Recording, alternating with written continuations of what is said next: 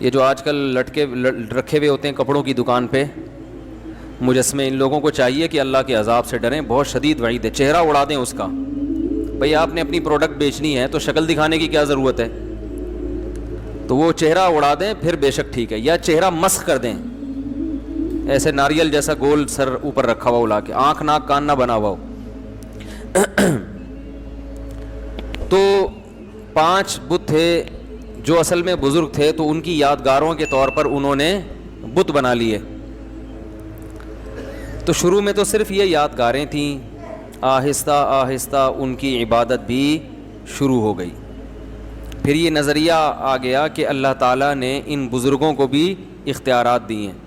میں نے ایک بیان کیا تھا کہ اللہ نے اپنے نبی کو اختیارات نہیں دیے ہیں، تو ایک صاحب نے کمنٹس کیے تھے کہ توہین، کہ یہ شخص پیغمبر کی کیا کر رہا ہے؟ توہین، یہ سمجھتا ہے کہ پیغمبر بھی اس جیسے ہیں، معاذ اللہ، جیسے اس کو اختیار نہیں ہے تو پیغمبر کو بھی اختیار نہیں۔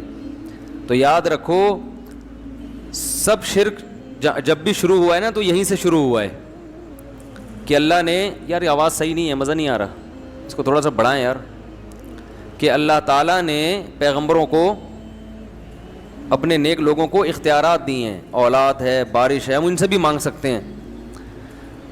تو پیغمبر کو جو مقام اور فضیلت حاصل ہے وہ اختیارات کی وجہ سے نہیں ہے، وہ اس لیے کہ آپ اللہ کا پیغام لوگوں تک پہنچا رہے ہیں۔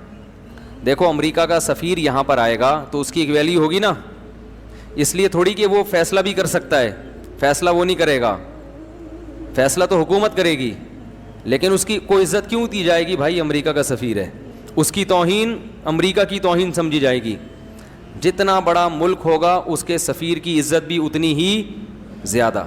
تو اللہ سب سے بڑا ہے تو اللہ کے سفیر کی ویلیو بھی سب سے زیادہ ہے۔ تو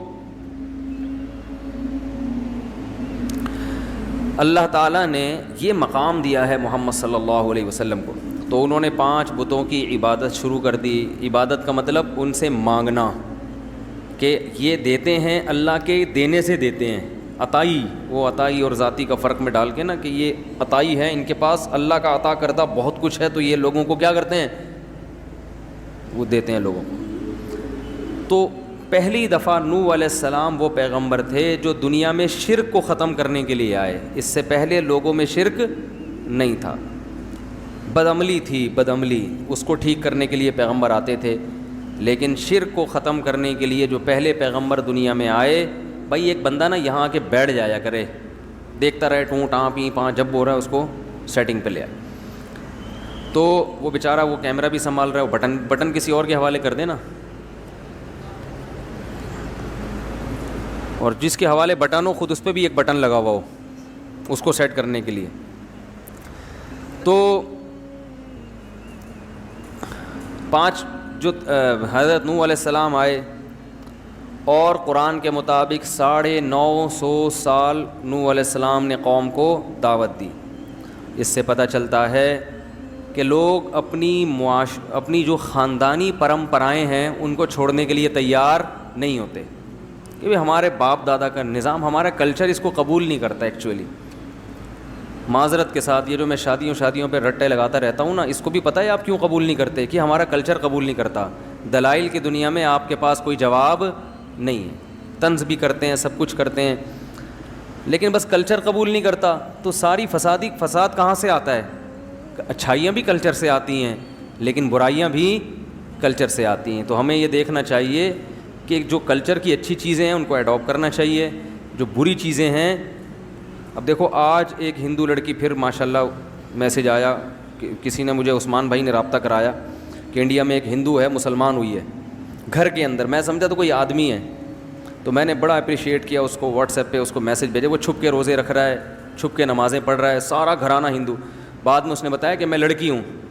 عورت کے لیے، ایک لڑکی کے لیے کتنا مشکل کام ہے اپنے خاندان سے بغاوت کرنا، تو کیسے ہمت دی اللہ نے، لیکن چھپ کے روزے اور چھپ کے نمازیں، چاروں طرف ماحول ساتھ نہیں دے رہا، لیکن بات سمجھ میں آ گئی کہ بھئی ہم ان پتھروں کے بنے ہوئے بتوں کو کیوں پوجیں، یہ کیا لگتے ہیں ہمارے، یہ کیا لگتا ہے ہمارے۔ عجیب بات ہے، آپ کو کوئی آپ کے گھریلو معاملات میں دخل اندازی دے، آپ کو برا لگے گا نا؟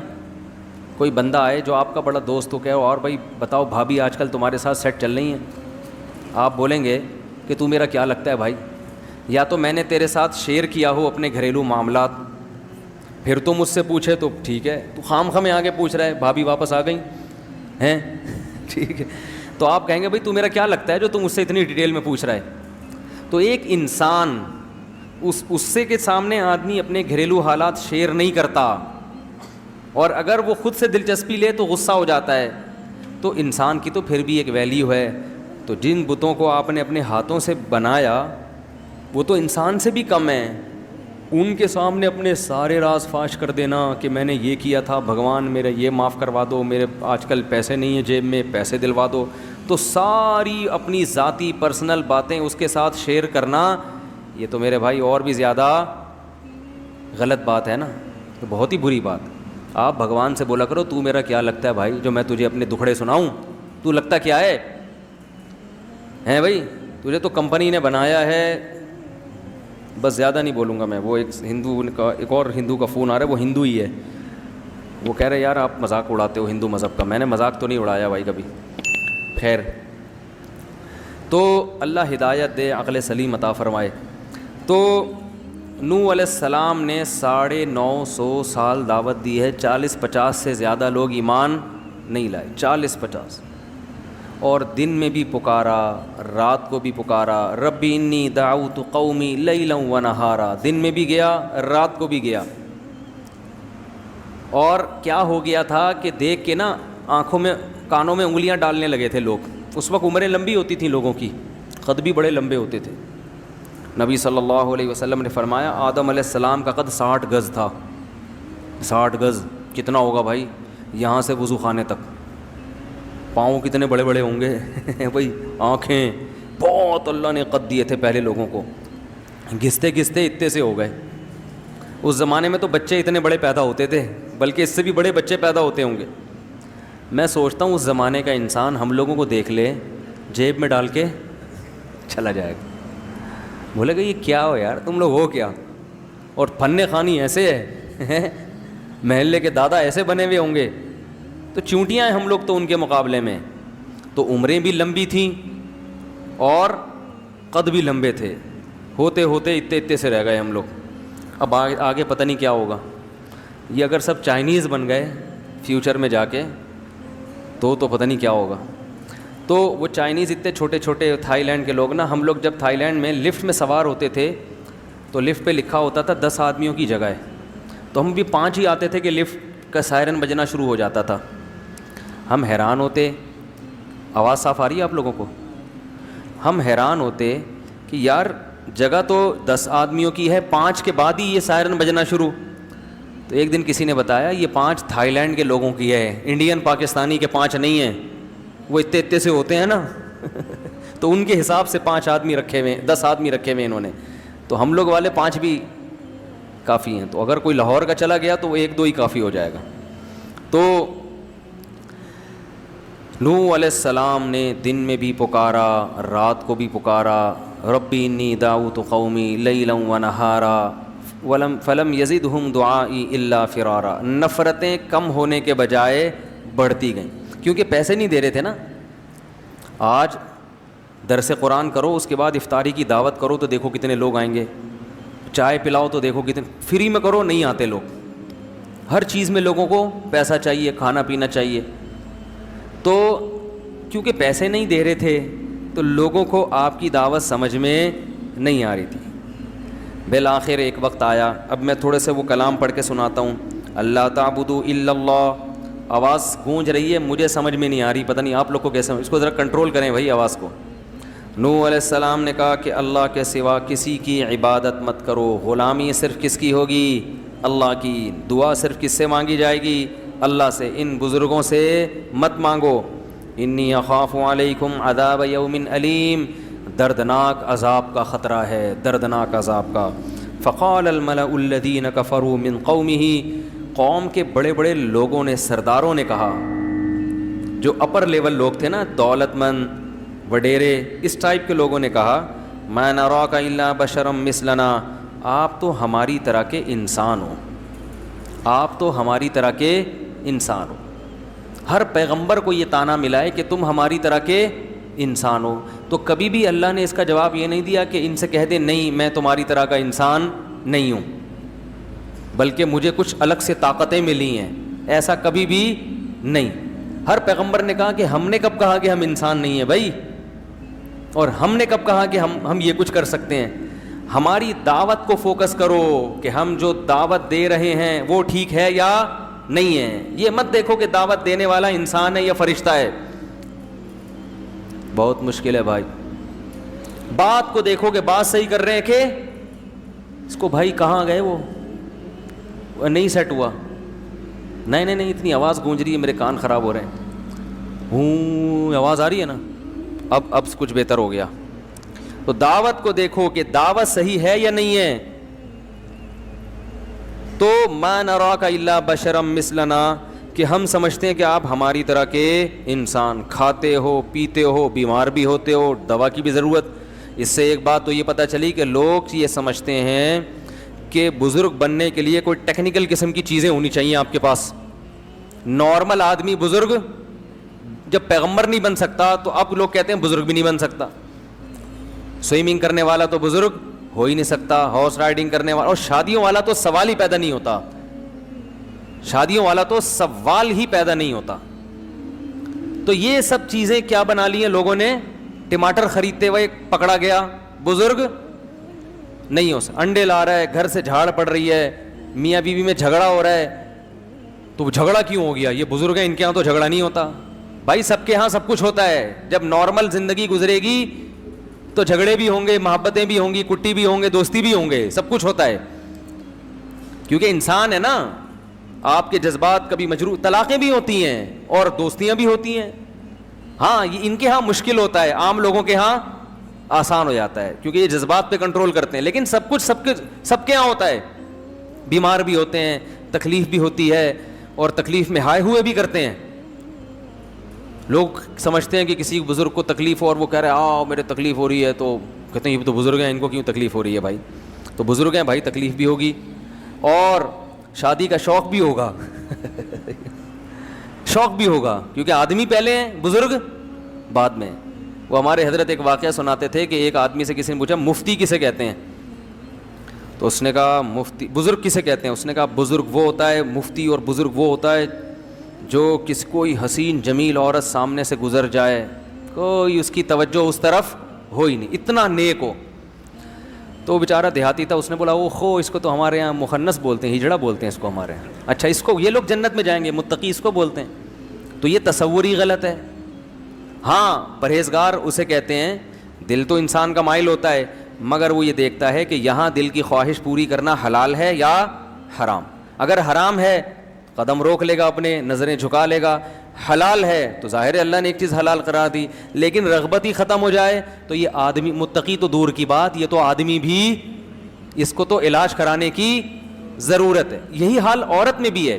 عورت چاہے کتنی پرہیزگار ہو جائے, یہ میں اس لیے بہت اہمیت سے بیان کر رہا ہوں کہ آج والدین اپنی بچیوں کی احتیاط نہیں کرتے. وہ کہتے ہیں ہماری بچی تو بہت نیک ہے, لہذا اگر اس کا کوئی بوائے فرینڈ ہے یا اسکول میں یہ کو ایجوکیشن میں پڑھ رہی ہے یا اسے کوئی جوان قاری صاحب آ کے پڑھا کے چلے جاتے ہیں, ہمیں اپنے بچوں پہ پورا اعتماد ہے. ارے ہے تو لڑکی نا, وہ کوئی اور جنس تو نہیں بن گئی نا. اگر وہ لڑکی ہے, عورت ہے, تو اس کی مردوں کی طرف اٹریکشن ہوگی. کوئی بھی ہینڈسم اس کو نظر آئے گا, کوئی کسی کے بھی اسٹائل اچھے لگیں گے تو اس کی طبیعت اس کی طرف مائل ہوگی. اس کا تعلق نیک یا برے ہونے سے نہیں ہے, اس کا تعلق مرد اور عورت ہونے سے ہے. تو لہذا شریعت نے کیا کہا, نظر کی حفاظت.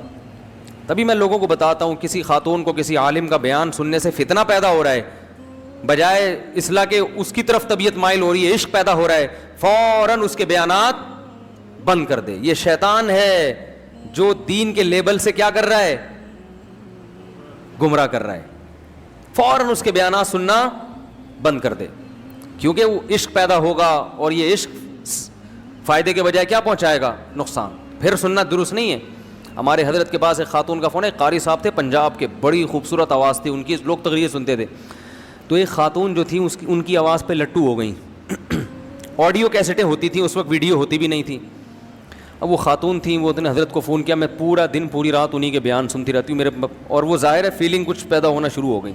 تو حضرت نے فرمایا آپ کے لیے ان کے بیان سننا جائز, کیونکہ معاملہ کسی اور طرف جا رہا ہے.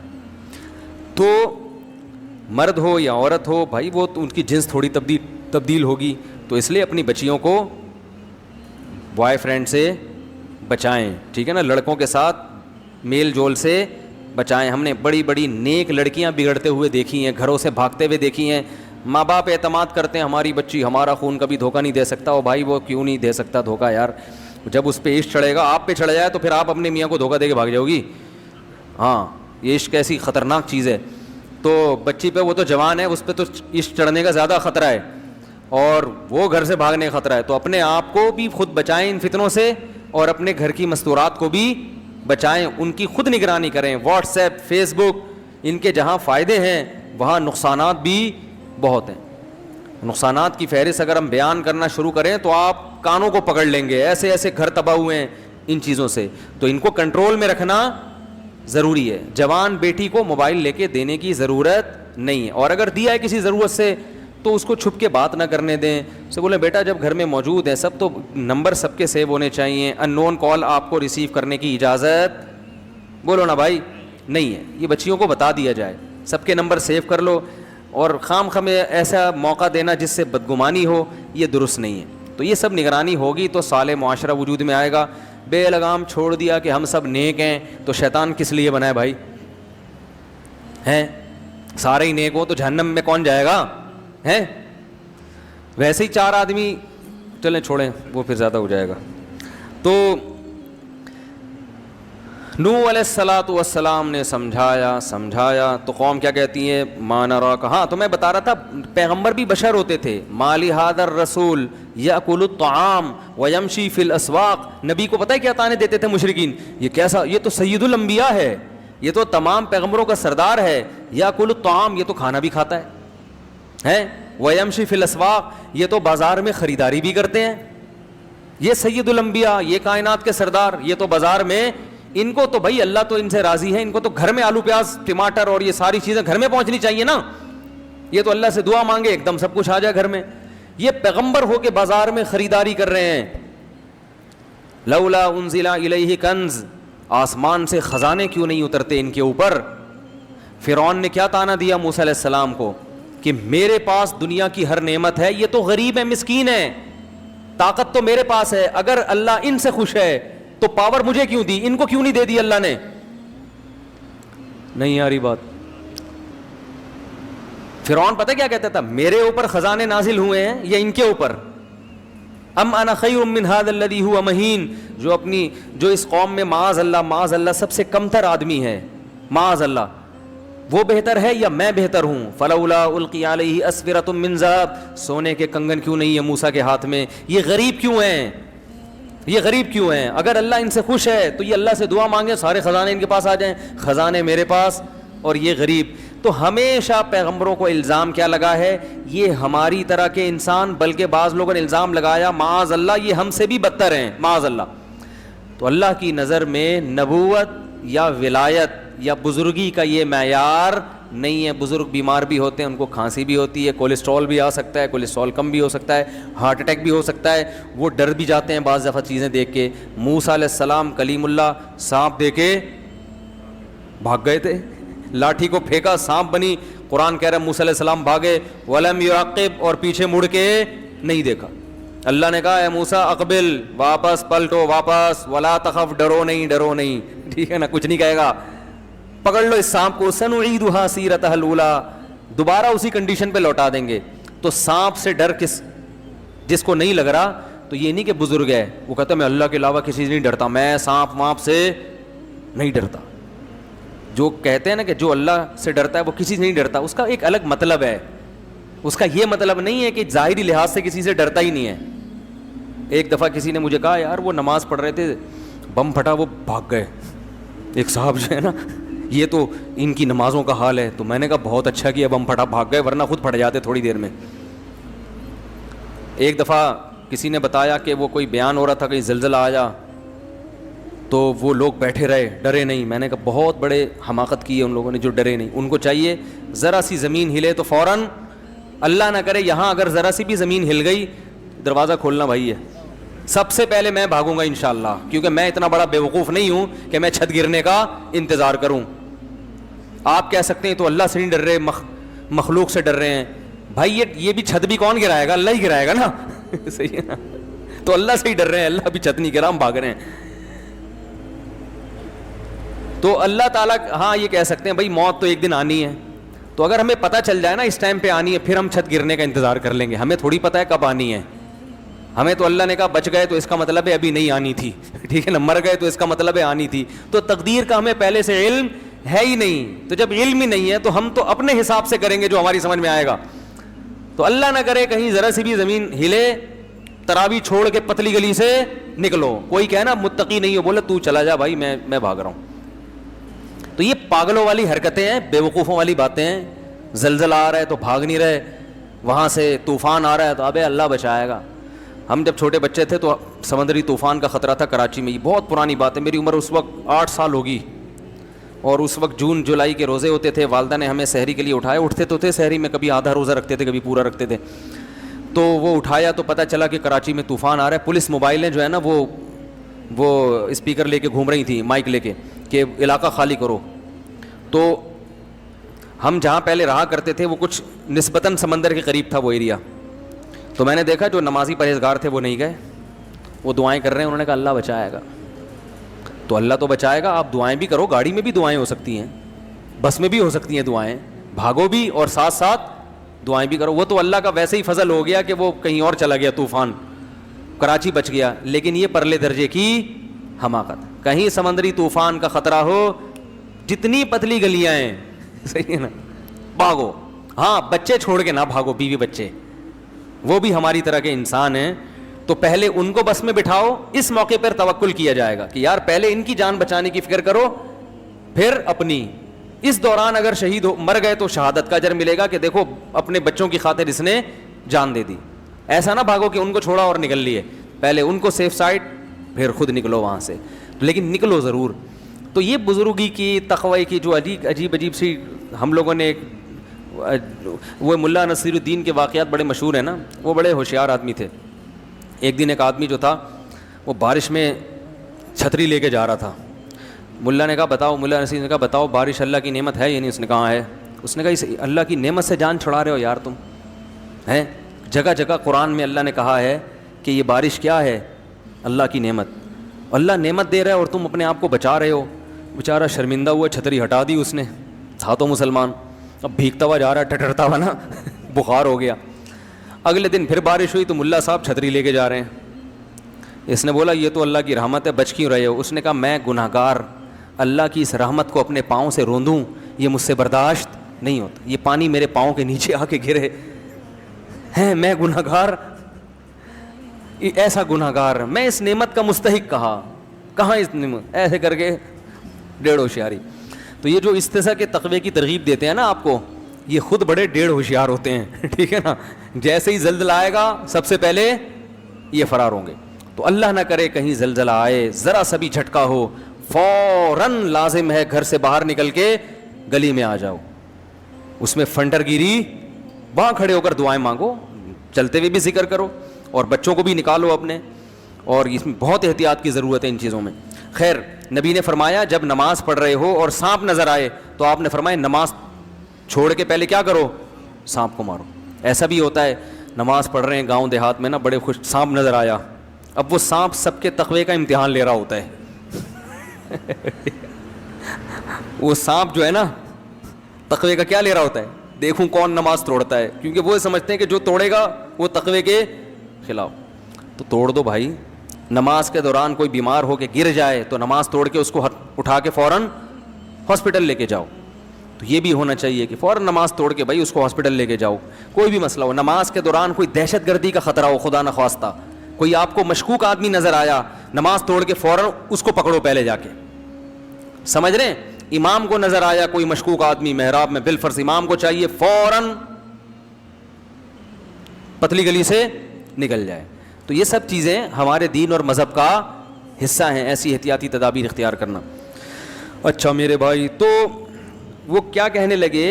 ہماری طرح کے انسان ہیں، اور وَمَا نَرَاكَ اتَّبَعَكَ إِلَّا الَّذِينَ هُمْ أَرَاذِلُنَا بَادِيَ الرَّأْيِ. دوسری بات یہ، آپ کو جو فالو کرنے والے لوگ ہیں نا، وہ بھی قوم کے پست ترین لوگ ہیں، غریب لوگ. جیسے میں نے اس دن بیان میں بتایا تھا نا تفصیل سے کہ زیادہ تر دین کی دعوت کو کون لبیک کہتا ہے؟ غریب مسکین زیادہ ہمیشہ پہل وہی کرتے ہیں. تو آپ کے پاس جو بیٹھنے والے لوگ ہیں وہ کیا ہیں؟ غریب مسکین. دوسری جگہ انہوں نے کہا ان کو ہٹاؤ تو پھر ہم آئیں گے. تو نوح علیہ السلام نے کہا یا قوم ارأیتم ان کنت علی بینۃ من ربی، بتاؤ میں اپنے رب کی طرف سے مضبوط دلیل پر ہوں، میں جو باتیں کرتا ہوں ان باتوں پہ بتاؤ کہ اعتراض ہے یا نہیں ہے، وہ دلیل کے لحاظ سے درست ہیں یا نہیں. یہ کہ میں بھی کھاتا ہوں، میں بھی پیتا ہوں، میں بھی بیمار ہوتا ہوں اور یہ غریب لوگ میرے پاس، یہ کوئی دلیل نہیں ہے. انلزمکموہا وانتم لہا کارہون ویا قوم لا اسألکم علیہ مالا، اے میری قوم میں اس تبلیغ پر تم سے پیسے نہیں لے رہا. پوری قوم کی مخالفت مول لے کر 900 سال ہو گئے مخالفت کی ہے، تو یہ بھی تو میرے برحق ہونے کی علامت ہے. مجھے کیا مل رہا ہے اس سے؟ 900 سال کا عرصہ ہو گیا اور میں تم سے کوئی اجر نہیں لے رہا، پوری قوم سے میں نے ٹکر لی ہوئی ہے. وَمَا أَنَا بِطَارِدِ الَّذِينَ آمَنُوا، رہا یہ مسئلہ کہ ان غریبوں کو اپنی مجلس سے نکال دوں، تو مَا أَنَا بِطَارِد، یہ میرے لیے ممکن نہیں ہے، یہ نہیں ہو سکتا. چاہے سارے کافر ہو کے مر جاؤ، جو ایمان لانے والا ہے اس کو میں اپنی مجلس سے نکال دوں غریب یا مسکین ہونے کی بیس پہ، یہ میرے لیے ممکن نہیں ہے. انہم ملاقو ربہم، یہ بھی کل اپنے رب سے ملاقات کریں گے. ان کے اعمال کا بھی ان کو بدلہ دیا جائے گا، تمہارے اعمال کا بھی تم کو بدلہ دیا جائے گا. اللہ کی نظر میں امیر اور غریب کا فرق نہیں ہے. اور آگے کہنے لگے من ینصرنی من اللہ ان طردتہم، اگر میں نے ان کو دھتکار دیا، مجلس سے منع کر دیا، تو بتاؤ تم اللہ کے عذاب سے مجھے بچا سکتے ہو؟ پھر اگر گارنٹی دو، ٹھیک ہے نا، پھر میں اللہ سے پوچھوں گا کہ یہ بچا سکتے ہیں، تو اللہ بتائے گا ہاں بچا سکتے ہیں، تو ٹھیک ہے. کون بچائے گا بھائی مجھے؟ رہا یہ مسئلہ کہ میں تمہاری طرح کا انسان ہوں، تم یہ کہتے ہو، تو میں نے کب دعویٰ کیا ہے کہ میں تم سے ہٹ کر کوئی انسان ہوں؟ میں نے یہ دعویٰ، بولو بھائی، کیا ہی نہیں ہے. ولا اقول لکم عندی خزائن اللہ، میں یہ دعویٰ نہیں کرتا کہ میرے پاس اللہ کے خزانے ہیں، نہیں ہے میرے پاس خزانے. ولا اعلم الغیب، اور نہ میں غیب کی خبریں جانتا ہوں. ولا اقول انی ملک، نہ میں نے یہ دعویٰ کیا کہ میں فرشتہ ہوں. ولا اقول للذین تزدری اعینکم لن یؤتیہم اللہ خیرا، اور جن لوگوں کو تم ذلیل سمجھ رہے ہو ان غریبوں کو، ان کے بارے میں کبھی یہ دعویٰ ہی نہیں کرتا کہ اللہ ان کو جنت میں داخل نہیں کرے گا، یا یہ واقعی ذلیل لوگ ہیں. یہ تو تمہاری رائے ہے، میں اس رائے سے متفق نہیں ہوں. تو میں جو دعویٰ کر رہا ہوں نا اس پہ کوئی اعتراض کرو. جو دعوے میں نے کیے ہی نہیں ہیں وہ میرے مقابلے میں کیوں پیش کر رہے ہو بھائی؟ قالوا یا نوح قد جادلتنا، 950 سال جب اس اکھاڑ پچھاڑ میں گزرے ہیں نا، ہر وقت یہی باتیں، وہ یہ کہہ رہے ہیں، وہ یہ کہہ رہے ہیں، وہ یہ کہہ رہے ہیں. 950 سال جب گزر گئے تو قوم کہنے لگی قد جادلتنا فاکثرت جدالنا، اے نوح ہمارا تیرا جھگڑا بہت لمبا ہو گیا ہے اور یہ بہت طول پکڑ گیا ہے، اب اس کو ختم کر دینا چاہیے، اس جھگڑے کو، اب اس جھگڑے کو ختم کر دینا چاہیے. کیسے؟ فاتنا بما تعیدنا ان کنت من الصادقین، جس عذاب کا تو وعدہ کرتا ہے نا اب وہ عذاب لے آ. ہم تو ایمان لانے والے نہیں ہیں، تو اپنی دعوت میں لگا رہے گا، ہم انکار کرتے رہیں گے.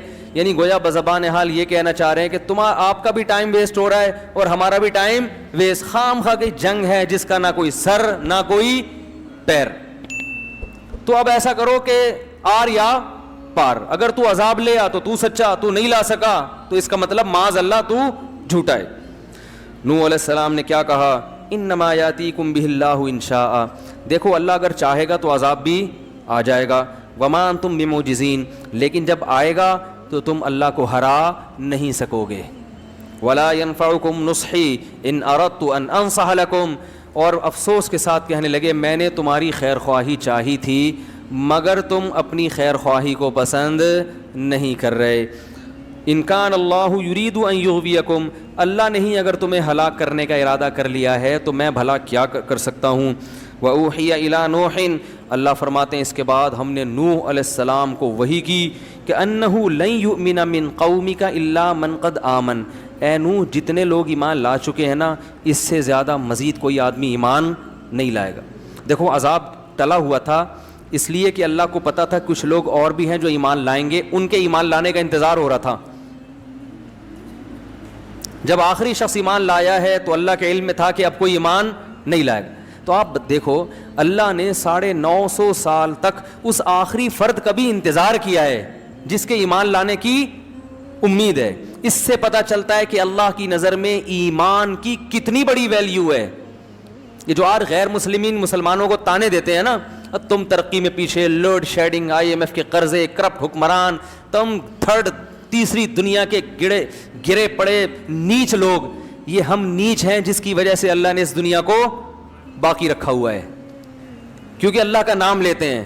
حدیث میں آتا ہے جس دن جب تک ایک شخص بھی اللہ کا نام لیتا رہے گا اللہ اس کائنات کو تباہ نہیں کرے گا۔ جس دن وہ آخری شخص دنیا سے گیا جو اللہ اللہ کیا کرتا تھا، اللہ ان سائنسدانوں کی ترقی اور یہ IMF کی معیشت اور ان کے قرضے اور ان کی آسمان سے باتیں کرتی ہوئی ترقی کو خاطر میں نہیں لائے گا، ایک دم اس کائنات کو تباہ کر دے گا، کیونکہ اللہ نے یہ بنائی ہے اپنے لیے۔ تو جب اللہ کو ماننے والے ہی نہیں بچیں گے تو اللہ بتا دے گا یہ تم اس کائنات کے بادشاہ تم نہیں ہو۔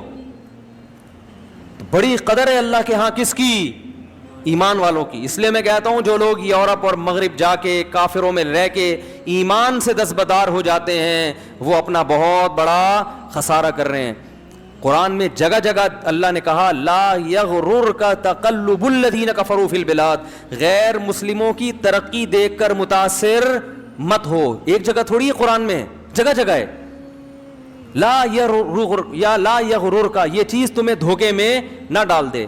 ہمیشہ اسی چیز نے لوگوں کو دھوکے میں ڈالا ہے۔ فرعون کے مقابلے میں موسیٰ کے ماننے والے کم کیوں تھے؟ ترقی کس کے پاس تھی؟ فرعون کے۔ حکومت کس کے پاس تھی؟ پالیسیاں کون بناتا تھا؟ فرعون۔ لوگ کہتے تھے یار یہ تو اپنی جان بچاتے پھر رہے ہیں، پاور کس کے پاس ہے؟ فرعون کے۔ تو زیادہ پلڑا کس کی طرف تھا؟ فرعون۔ قارون کے ماننے والے بولو نا زیادہ۔ اسی طرح آج بھی یہی ہے دنیا میں ہمیشہ۔ اور اللہ نے کیا فرمایا ایک اور جگہ پہ سورہ زخرف میں؟ فرمایا کہ اگر ہمیں یہ خطرہ نہ ہوتا کہ ایمان والے سارے ہی کافر نہ ہو جائیں تو ہم کافروں کو اس سے بھی زیادہ نوازتے جتنا ہم نے اب نوازا ہوا ہے۔ وَلَوْلَا أَن يَكُونَ النَّاسُ أُمَّةً وَاحِدَةً، سورہ زخرف دیکھیں کہ اگر یہ خطرہ نہ ہوتا کہ یہ جتنے مسلمان ہیں سارے کافر ہو جائیں گے، یعنی بڑی آزمائش میں پڑ جائیں گے، تو پھر ہم کیا کرتے ہیں؟ لَجَعَلْنَا لِمَن يَكْفُرُ بِالرَّحْمَٰنِ، جو لوگ رحمان کا انکار کرتے ہیں، اللہ کو نہیں مانتے، اللہ کی نہیں مانتے، تو ہم کیا کرتے؟ لِبُيُوتِهِمْ سُقُفًا مِّن فِضَّةٍ، ان کے گھروں کی چھتیں چاندی کی ہوتی۔ لِبُيُوتِهِمْ سُقُفًا مِّن فِضَّةٍ وَمَعَارِجَ عَلَيْهَا يَظْهَرُونَ، ان کے گھروں کی سیڑھیاں چاندی کی ہوتی۔ وَزُخْرُفًا، کسی کی چاندی کی اور کسی کی سونے کی ہوتی۔ اور کیا؟ لِبُيُوتِهِمْ سُقُفًا مِّن فِضَّةٍ وَمَعَارِجَ عَلَيْهَا يَظْهَرُونَ وَلِبُيُوتِهِمْ أَبْوَابًا، ان کے گھروں کے دروازے سونے اور چاندی کے ہوتے۔ اتنی دولت دیتے مگر پھر آزمائش مسلمانوں کے لیے، اور پھر تو اور نیک لوگوں کو تانے ملتے، ابے تمہارے پاس ہے کیا؟ ابے تمہارے تو پلاسٹک کے لوٹے تمہارے ٹوٹے ہوئے ہوتے ہیں، تمہارے یہاں تو پانی کا انتظام نہیں ہے۔ اگر یہ اسلام برحق دین ہوتا تو مسلمان اتنا دنیا میں پٹتے کیوں؟ ساری ترقی تو وہ لے گئے، تم کیا کر رہے ہو؟ اتنے تانے ملتے کہ یہ جو تھوڑے بہت لوڈ شیڈنگ کے ستائے ہوئے لوگ اور کرپٹ حکمرانوں کے ستائے ہوئے لوگ یہ اور زیادہ ایمان سے دور ہو جاتے۔ تو اللہ کرواتے ہیں کہ ابھی اتنا نہیں دیا جتنا ہم دینا چاہتے تھے۔ وجہ کیا ہے؟ کہ ان کے لیے آخرت میں کچھ بھی نہیں ہے، کیونکہ اللہ کو نہیں مانتے، آخرت میں کچھ نہیں ہے ان کے لیے۔ اس کی مثال بالکل ایسے ہے کہ ایک باپ کے دو بیٹے ہوں، ایک فرما بردار اور ایک نافرمان۔ باپ کی اربوں خربوں کی جائیداد ہے، اربوں خربوں کی جائیداد ہے باپ کی، لیکن باپ کیا کر رہا ہے کہ ایک بیٹا جو نہیں مانتا اس کو پیسے دیتا ہے جیب خرچی، اور جو بیٹا مان کے چلتا ہے اس کو زیادہ لفٹ نہیں کراتا, اس کو صرف گٹکے کے 5 روپے 20 روپے یہ پکڑا دیا, سگریٹ اور رکشے کا کرایہ دے دیا, اس سے زیادہ نہیں. اب کوئی محلے والا آئے بولے یار یہ آپ کی مانتا نہیں ہے, اس کو تو آپ جیب خرچی دے رہے ہو, اور وہ کچھ بھی نہیں مانتا, وہ آپ کی اتنی فرما برداری کرتا ہے, تو باپ جواب میں کہتا ہے بھائی پوری پراپرٹی اس کے نام کر چکا ہوں میں, اس کے لیے کچھ بھی نہیں چھوڑا, تو بس اس کو تھوڑا بہت دے رہا ہوں میں, اس کو اس لیے نہیں دے رہا کہ میرے مرنے کے بعد ساری پراپرٹی کس کی ہے, اس کی ہے, اس کو تو آگ کر چکا ہوں میں. تو اللہ تعالیٰ نے جو اللہ کو نہیں مانتے آخرت سے ان کو آگ کر دیا ہے, کچھ نہیں ملے گا. مثل الذین کفروا بربہم, جو لوگ اپنے رب کا انکار کرتے ہیں, اعمالہم کرماد, ان کے عمل کی مثال راکھ کے ڈھیر کی طرح ہے, راکھ کا پہاڑ.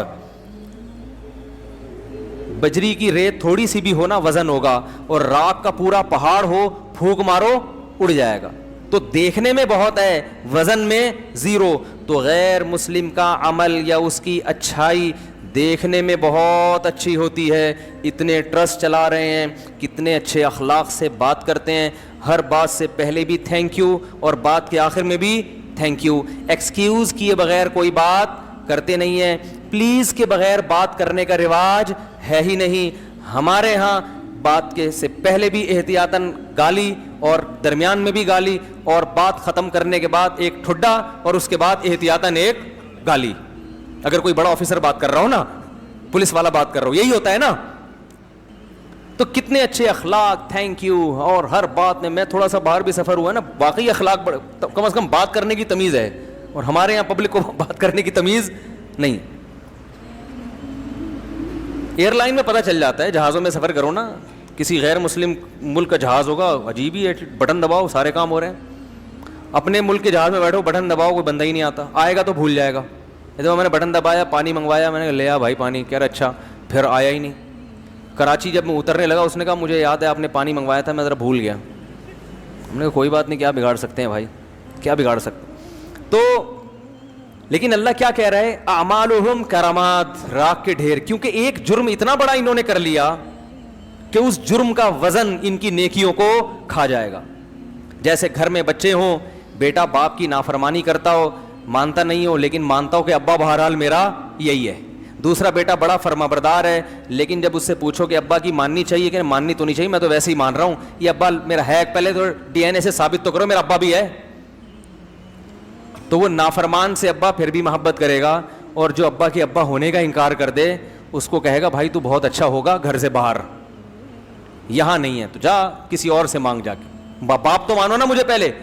تو اللہ کہتے ہیں مجھے تو مانتے ہی نہیں ہیں, ان کی اسمبلیوں میں میرا نام نہیں لیا جاتا کہ اللہ کی کیا قانون ہے, اور نہ یہ مانتے ہیں کہ میں بنانے والا ہوں, اور اگر کوئی مانتا ہے کہ بنانے والا تو پھر میری کچھ ماننے کے لیے تیار نہیں. مسلمان کم از کم گناہ کرتا بھی ہے تو اس کے سامنے روتا بھی تو ہے نا کہ غلطی ہو گئی معاف کر دے, یہ تو روتے بھی نہیں ہیں, روتے بھی نہیں, اکڑتے ہیں, بحث کرتے ہیں. اس لیے ایمان سب سے بڑی نعمت ہے. تو 950 سال اللہ انتظار کرتے رہے کہ کسی ایک کافر کے دل میں بھی ذرا سی لچک ہے, اللہ کو پتا تھا یہ آئے گا آئے گا, آ گیا. جب وہ آخری شخص آیا ہے, اللہ نے کہا اب کوئی مزید نہیں آئے گا. اب ان کو زندہ رکھنے کا نقصان یہ ہے, وَلَا يَلِدُ إِلَّا فَاجِرًا كَفَّارًا, یہ ایسی اولادیں پیدا کریں گی جو جہنم کی آگ کا ایندھن بنیں گی. ایسی اولادیں پیدا کرنے کے لیے ان کو دنیا میں چھوڑنا یہ انسانیت پہ رحم نہیں ہے. ان کی اولادیں بھی ایسے ہی نکلیں گی.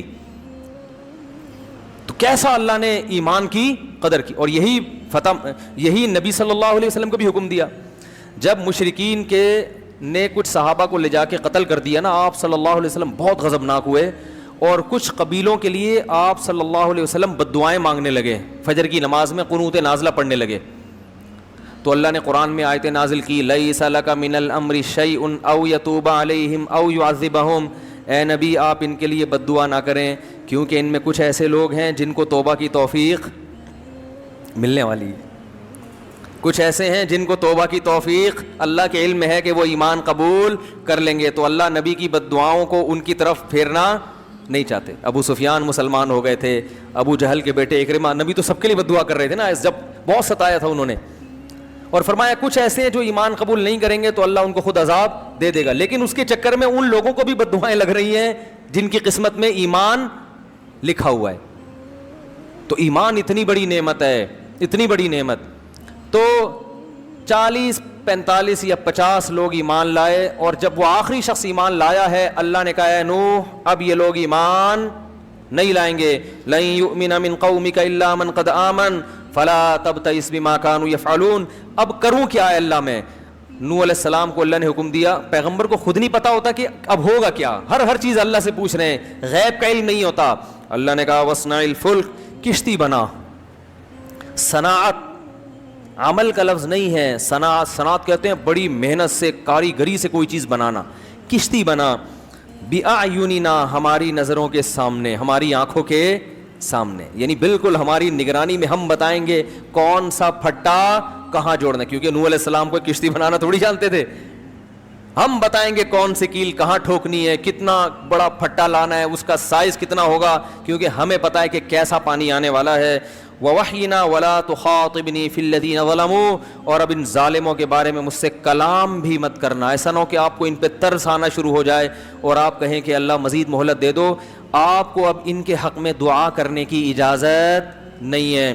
انہم مغرقون, یہ سب کے سب غرق ہوں گے, اور اللہ نے ان کے غرق ہونے کا فیصلہ کر لیا ہے. یہ واقعہ تو قرآن میں بھی ہے, اس کو یہودی بھی مانتے ہیں اور اس کو عیسائی. یہ دنیا میں اتنا بڑا واقعہ ہوا تھا کہ تمام آسمانی کتابیں یا کوئی ایسی تاریخی ورق جو اس زمانے سے چلا آ رہا ہے, ان تمام کتابوں میں, صحیفوں میں یہ واقعہ موجود ہے. آج بھی تورات میں بھی ہے اور انجیل میں بھی ہے. تھوڑی سی انہوں نے تبدیلی تو کر لی, مگر اس طوفان کا اور اس بارش کا اور پوری دنیا کے انسانوں کا تباہ ہونا یہ تمام کتابوں میں لکھا ہوا ہے. تو اللہ نے فرمایا وَيَصْنَعُ الْفُلْكَ, نوح علیہ السلام کشتی تیار کر رہے تھے. وَكُلَّمَا مَرَّ عَلَيْهِ مَلَأٌ مِّن قَوْمِهِ, جب بھی قوم کے وڈیرے اور سردار لوگ گزرتے, سخروا منه, مذاق اڑاتے کہ پانی دور دور تک نہیں ہے, نہ کوئی دریا ہے. کشتیاں تیار بھی ہوتی ہیں تو دریا کے کنارے, تاکہ وہیں دھکا دے کے پانی میں لے جائیں. یہ تو دور تک نہ کوئی دریا ہے نہ بارش ہے, اور بارش بھی ہوتی ہے تو اتنا پانی تھوڑی ہوتا ہے کہ کشتیاں تیار کرنی پڑیں. تو مذاق اڑانے لگے. قال ان تسخروا منا, نوح علیہ السلام نے کہا اگر آج تم ہمارا مذاق اڑا رہے ہو, فإنا نسخر منکم, ان قریب ہم تمہارا مذاق اڑائیں گے. کہ کیسی تمہیں دعوت دی, کس رب کی طرف بلایا, دلائل کے انبار لگا دیے, مگر ماننے کے لیے تیار نہیں. کما تسخرون, جیسے تم مذاق اڑا رہے ہو, ان قریب ہم تمہارا مذاق اڑائیں گے. فسوف تعلمون, ان قریب تمہیں پتہ چل جائے گا. من یاتیہ عذاب یخزیہ, کون ہے جس پر ذلیل کرنے والا عذاب آئے گا, اور ہمیشگی کا عذاب کس پر آنے والا ہے.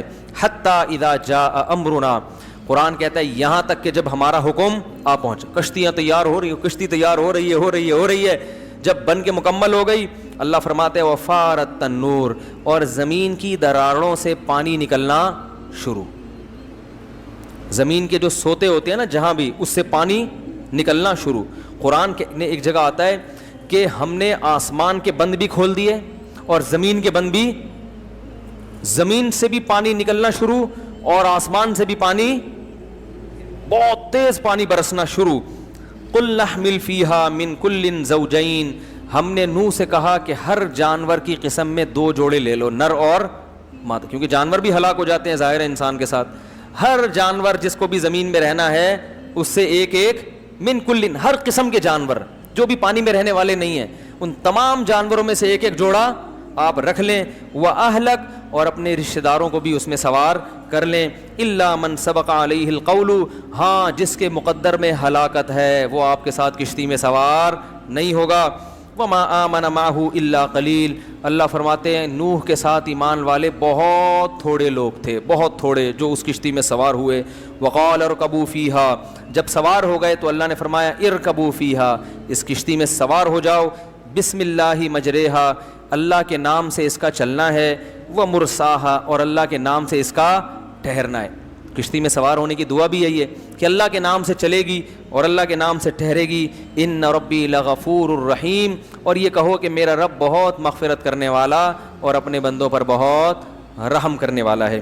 وہی تجری بہم فی موج, اللہ فرماتے ہیں وہ کشتی ایک موج کی طرح چل رہی تھی. جیسے سمندر کی لہریں اوپر نیچے ہوتی ہیں تو کشتی بھی ایسے ہو رہی تھی, اتنا طوفان آیا. کل جبال, پہاڑ کی طرح, پانی کے اندر ایسے جیسے بہت بڑا پہاڑ ہچکولے کھا رہا ہو، ایسے چل رہی تھی. اس موقع پر نوح علیہ السلام نے اپنے بیٹے کو پکارا. وکان فی مازل، وہ ایک کنارے پہ کھڑا ہوا یہ منظر دیکھ رہا تھا. یا بنی ارکم معنا، اے میرے پیارے بیٹے. بنیا کہتے ہیں پیارے، جب محبت سے بلانا ہوتا ہے نا، اے میرے پیارے بیٹے، ارکم معنا، میرے ساتھ کشتی میں ہمارے ساتھ سوار ہو جا. ولا تکم مع الکافرین، اور کافروں میں مت ہو، کلمہ پڑھ لے اور آ جا کشتی میں. قالا، تو کہنے لگا، سآوی الی جبل، میں ایک پہاڑ پہ چڑھ جاؤں گا. یعصمنی من الماء، وہ پہاڑ مجھے پانی سے بچا لے گا. جب انسان کی خواہشات سے آنکھیں اندھی ہوتی ہیں نا تو یہ حال ہوتا ہے اس کا. یہ واقعات ہیں، مگر ان واقعات کو سن کر ہمیں اپنے گریبان میں جھانکنا چاہیے کہ ہمارے دل بھی ایسے سخت ہو چکے ہیں. اس نے کہا مجھے پہاڑ بچائے گا. نوح علیہ السلام نے کہا لا عاصم اليوم من امر اللہ الا من رحم، دیکھ آج جس پر اللہ رحم کرے گا نا وہی بچے گا. اپنی طاقت سے، وسائل اور اسباب سے کوئی بھی نہیں بچ سکتا. یہ بات ابھی ہو رہی ہے. قرآن کہہ رہا ہے وحال بینہم الموج، باپ اور بیٹے کے درمیان ایک لہر حائل ہوئی ہے. فکان من المغرقین، اور نوح علیہ السلام کے بیٹے کو لے کر اس نے پانی میں غرق کر دیا. قرآن میں دوسری جگہ آتا ہے اغرقوا فادخلوا نارا، پوری قوم غرق ہوئی اور آگ میں داخل. یہ قبر کا عذاب ہے. اس سے یہ بھی پتہ چلتا ہے کہ قبر کے عذاب کے لیے قبر میں دفن ہونا ضروری. لوگ کہتے ہیں نا قبر میں دفن نہیں ہوں گے تو کہاں سے عذاب ہوگا. تو اللہ کہہ رہا ہے سمندر پانی میں غرق ہوئے اور داخل کہاں ہوئے؟ آگ میں. آپ ایئر کنڈیشن کمرے میں سو رہے ہو اور خواب میں آگ میں جل سکتے ہو کہ نہیں جل سکتے؟ تو خواب کی مثال بھی، برزخ کی مثال بھی خواب کی طرح ہے. تو برزخ جب پانی میں مرتا ہے نا انسان تو کسی اور جہاں میں پہنچ جاتا ہے، وہاں آگ بھی ہے اور جنت کا باغ بھی ہے وہاں پہ. جب یہ وہ بیٹا بھی ہلاک ہوا تو سب ہلاک ہو گئے. قیل یا ارض ابلعی ماءکی، اللہ فرماتے ہم نے زمین کو کہا اے زمین اپنے پانی کو نگل لے. کیا عجیب بلاغت ہے. یہ نہیں کہا کہ جذب کر لے، یہ قرآن نگلنے کے لفظ سے بتا رہا ہے کہ اتنا پانی تھا کہ اگر جذب ہونا شروع ہوتا تو صدیاں گزر جاتی، بہت وقت گزر جاتا، وہ پانی ختم نہ ہوتا. اللہ کہہ رہے ہیں نگل. جیسے ایک پانی پینے کا طریقہ ہوتا ہے بھائی، آپ چوس چوس کے گھونٹ بھر بھر کے پیتے ہو، اور ایک ہوتا ہے کہتے ہیں نا بس کڑوی چیز ہے ایک ہی گھونٹ میں نگل لو. تو اللہ نے فرمایا نگل، کھینچ اس پانی کو، زور لگا، تاکہ نوح علیہ السلام خشکی پہ اترنے کے قابل بن جائیں. ایسا نہ ہو یہ کئی سال اسی میں پڑے رہیں، بہت پانی ہے. تو یہ قرآن پانی کی کثرت بیان کر رہا ہے. ابلعی ماءکی، نگلنا شروع کر اس پانی کو، گھونٹ بھر بھر کے اپنے اندر کھینچنا شروع کر. ویا سماء اقلعی، اور اے آسمان اس پانی کو اکھاڑ دے. اکھاڑنے کا لفظ، پانی آسمان پہ چپکا ہوا تھوڑی ہوتا ہے جو اکھڑے، وہ تو بادلوں میں ہوتا ہے. یہ بھی بلاغت ہے کہ جیسے شیٹرنگ ہو، آپ جل بازی میں علاج نہیں کرو گے، ایسا علاج نہیں کرو گے جس سے خاندان تو مطمئن ہو جائے لیکن آپ کو پتا ہو کہ بچے کا بیڑا غرق ہو جائے گا. خاندان کو پتا ہے فلاں ڈاکٹر بڑا ایکسپرٹ ہے، میں اس کے پاس لے گیا، لیکن آپ کو پتا ہے وہ ہے دشمن، مار دے گا. اور فلاں ایکسپرٹ نہیں ہے لیکن علاج صحیح کرے گا. تو خاندان کو خوش کرنے کے لیے تو ایکسپرٹ کے پاس جانا پڑے گا، اور بچے کی زندگی بچانی ہے تو جو ایکسپرٹ نہیں ہے، اس ایک مثال دے رہا ہوں، تو آپ بچے کی زندگی کو زیادہ فوکس کرو گے یا لوگوں کو خوش کرنے کو زیادہ فوکس کرو گے، فارمیلٹی پوری کرنے کو زیادہ فوکس کرو گے؟ نہ نہ نہ، آپ بچے کی زندگی کو، کیوں؟ اس کو آپ اپنا کیس سمجھ رہے ہو. جب تبلیغ کو انسان اپنا کیس سمجھتا ہے تو پھر وہ ایسے طریقے سے تبلیغ کرتا ہے کہ واقعی میں اصلاح ہو، سوسائٹی مزید خراب نہ ہو جائے. وہ طنزیہ لب و لہجہ اختیار نہیں کرتا، وہ دوسرے کو نیچا دکھانے کی کوشش نہیں کرتا، وہ یہ کوشش نہیں کرتا کہ میں جیتنا چاہتا ہوں اس ڈیبیٹ میں. اس کی پوری کوشش یہ ہوتی ہے کہ کسی طریقے سے یہ ٹھیک ہو جائے. وہ بے موقع تبلیغ نہیں کرتا، تبلیغ کے ذریعے اس کو آر دلانے کی کوشش نہیں کرتا، ایسا طریقہ اختیار نہیں کرتا کہ اس سے اور زیادہ اس کو غصہ آ جائے، مشتعل ہو جائے. سوٹیبل ٹائم میں سوٹیبل الفاظ اور سوٹیبل طریقہ، تین چیزیں دیکھے گا کہ وقت مناسب ہے یا نہیں ہے بات کرنے کا. نمبر 2، طریقہ مناسب ہے یا نہیں ہے. نمبر 3, جو الفاظ میں جن الفاظ کے ذریعے اس کو بات سمجھا رہا ہوں وہ الفاظ مناسب ہیں یا نہیں ہے. 3 شرطیں جب تک پوری نہیں ہوں گی وہ تبلیغ نہیں کرے گا. بالکل ایسا ہی جیسے بچے کا آپریشن کرانا ہے تو دیکھے گا کہ آپریشن کا یہ مناسب ٹائم ہے یا نہیں ہے, یہ طریقہ جس طریقے سے میں کر رہا ہوں یہ مناسب ہے یا نہیں ہے, اور جو اس کے لیے ہسپتال یا جو انسٹرومنٹ استعمال ہو رہے ہیں وہ ٹھیک ہیں یا نہیں ہے. جب تک 3 شرطیں پوری نہیں ہوں گی آپریشن کی طرف جائے گا. لیکن اگر صرف ملازمت کر رہا ہے تو اس کی بلا سے اس نے ایک فارمیلٹی پوری کرنی ہے, ڈاکومنٹس تیار کرنے, اور اگر دشمنی ہے تو جان کر ایسا ٹیکا لگائے گا کہ وہ مر جائے. سوسائٹی میں فساد جب پیدا ہوتا ہے جب آپ کا تبلیغ کا طریقہ دنیا میں اصلاح کے لیے نہ ہو, سامنے والے کو نیچا دکھانے کے لیے ہو, اپنی ذاتی ٹھڑک پوری کرنے کے لیے ہو. غصہ کسی اور بات پہ آیا ہوا ہے اور نکالا کس پہ جا رہا ہے, سامنے والے پہ, تبلیغ کے نام سے.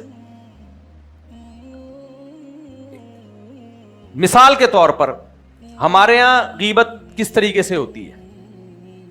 شریعت نے ہمیں حکم دیا دوسروں کی غیبتیں نہ کرو, حکم دیا نا. سوسائٹی میں فساد سے بچنے کے لیے شریعت نے ہمیں حکم دیا ہے کہ کسی کی برائی دیکھو تو اس کی برائی لوگوں کے سامنے بیان مت کرو. یہ بھی ایک کنٹینر شریعت نے لگایا ہے فساد سے سوسائٹی کو روکنے کے لیے. لیکن جب غیبت کا دل کرتا ہے انسان کا تو پھر اس پہ حلال کے لیبل لگاتا ہے. ایکچولی بات اصل میں یہ ہے کہ اس بندے نے یہ گناہ کیا ہے, اگر میں لوگوں کو نہ بتاؤں تو لوگوں کو پتہ کیسے چلے گا کتنا بڑا فراڈی ہے. بتی پتہ چلا کہ تو نے کیا کرنا ہے. بہت سے دنیا میں فراڈی ہیں, سب کا پتہ چل گیا لوگوں کو. دیکھو 2 قسم کے گناہ ہوتے ہیں. آج بھی کسی کا فون آیا, انہوں نے پوچھا کہ ایک دینی آدمی کو میں نے دیکھا ہے لوگوں کے ساتھ فراڈ کرتے ہوئے. اب وہ بیچارے نیک آدمی ہیں, وہ بڑے ڈر رہے ہیں کہ لوگوں کو میں کیسے بتاؤں, غیبت تو نہیں ہو جائے گی. میں نے کہا میرے بھائی دینی آدمی ہے, داڑھی ٹوپی والا ہے اور لوگوں کے ساتھ فراڈ کر رہا ہے تو یہ بات لوگوں کو بتانی ہے آپ کو. کیونکہ جب دینی آدمی فراڈ کا مطلب سمجھتے ہو پیسوں میں لین دین میں گڑبڑ کر رہا ہے. میں نے کہا لوگ اس کو بزرگ سمجھتے ہیں, اس سے مالی لین دین کریں گے, جب وہ دغا دے گا تو لوگ تمام علماء سے بدگمان ہوں گے. میں نے کہا بھائی یہ آپ کو لوگوں کو بتانا ضروری ہے. اب جس نے مجھ سے مسئلہ پوچھا اس کی طبیعت میں فساد نہیں ہے. طبیعت میں فساد ہوتا مسئلہ نہیں پوچھتا, بس ایک بات سامنے آتی پوری دنیا میں پھیلا دیتا. اس کے دل میں اللہ کا خوف ہے. یہ مجھ سے پوچھ رہا ہے مسئلہ اس لیے کہ اس کو یہ ڈر ہے کہ میں نے نہیں بتایا تو کہیں قیامت میں اللہ مجھ سے نہ پوچھے, بتا دیا تو بھی میں الٹا لٹکا ہوا ہوں قیامت میں. یہ اپنی فکر میں ہم سے مسئلہ پوچھ رہا ہے. سمجھ میں آ رہی ہے بات کہ یار مجھ سے کہیں قیامت میں حساب تو نہیں ہوگا. تو میں نے اس کو مسئلہ بتایا جو علماء بتاتے ہیں. بھائی کوئی چھپ کے گناہ کر رہا ہے, جو گناہ متعدی نہیں ہے, اس کا پرسنل معاملہ ہے, نجی معاملہ ہے, شریعت نے ہمیں حکم دیا اس کے گناہ پہ پردہ ڈالو. یہ سوشل میڈیا پہ لوگوں کی پرسنل ویڈیوز لیک ہو رہی ہوتی ہیں نا, اور لوگ بھر کے آگے ویڈیو چلا رہے ہوتے ہیں.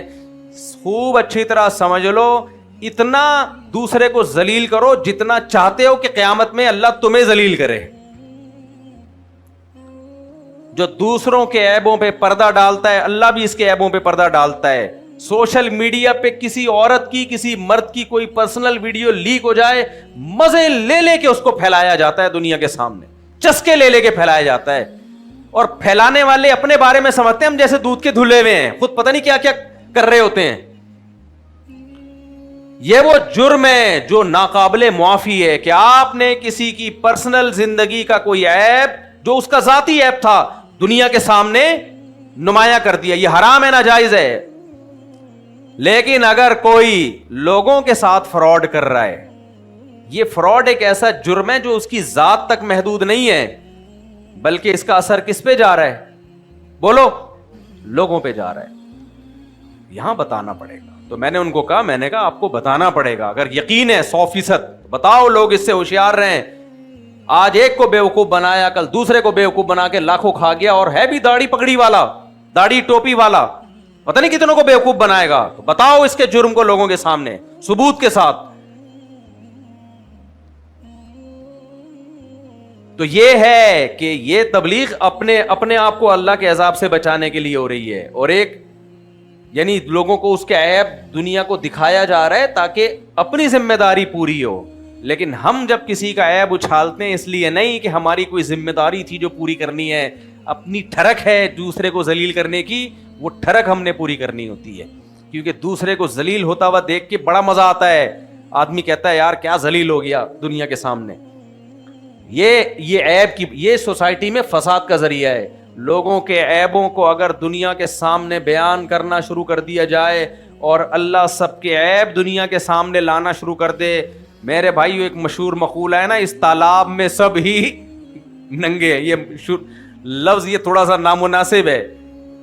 یہ تو اللہ نے سب کے عیبوں پہ پردے ڈالے ہوئے ہیں, اور ہمیں بھی حکم دیا سب کے عیبوں کو چھپاؤ, تاکہ جب ایک دوسرے سے ملو عقیدت محبت کے ساتھ, یہ سمجھ کے کہ سامنے والا مجھ سے اچھا ہے, سامنے والا مجھ سے زیادہ نیک ہے, مجھ سے زیادہ ایماندار ہے, مجھ سے زیادہ نمازی ہے.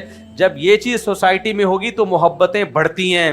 اور جب سوسائٹی میں یہ ہوگا کہ وہ تو یہ کرتا ہوا پکڑا گیا تھا, وہ تو ایسا ہے, وہ تو ویسا ہے, تو نفرتیں پھیلیں گی, محبتیں مارکیٹ سے شارٹ. جب محبتیں مارکیٹ سے شارٹ ہوتی ہیں تو پھر لڑائیاں ہوتی ہیں آپس میں.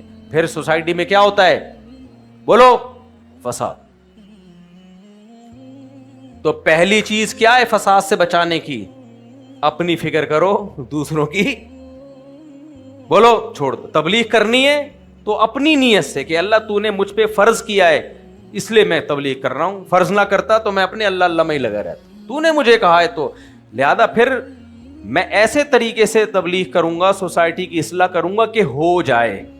تبھی میں یہ جو کہتا ہوں نا, آج کل جو لوگ آ رہے ہیں نظام تبدیل کرو, نظام تبدیل کرو, ان سے پوچھا جائے کیا کریں, ہم کیسے تبدیل کریں؟ ہم بھی مانتے ہیں نظام تبدیل کرو, لیکن اس کا ہمارے پاس ایک پیکج ہے, اس طریقے سے تبدیل کرو. یہ کہتے ہیں نہیں گھڑم کر کے الٹ دو. تو اس سے سوسائٹی میں فساد پیدا ہو رہا ہے, نظام تبدیل نہیں ہو رہا. جب تک کوئی پیکج نہیں ہے نا آپ کے پاس, چپ کر کے بیٹھے رہو آرام سے, کوئی مثبت کام سوسائٹی میں کرو. یہ جب اس طرح کی باتیں کر رہے ہوتے ہیں, اس سے ملک میں انارکی پھیلنے کے علاوہ کچھ بھی حاصل نہیں ہوتا. تو لیبل اصلاح کا ہے, لیکن نتیجہ کیا نکل رہا ہے؟ فساد پھیل رہا ہے سوسائٹی میں. یہ ایسا ہی ہے, آپ کسی آدمی کو کہو اپنا داماد تبدیل کرو, وہ کہے میرے داماد نے کیا کیا ہے کہ یہ تمہارے داماد میں خرابی ہے, داماد تبدیل کرو.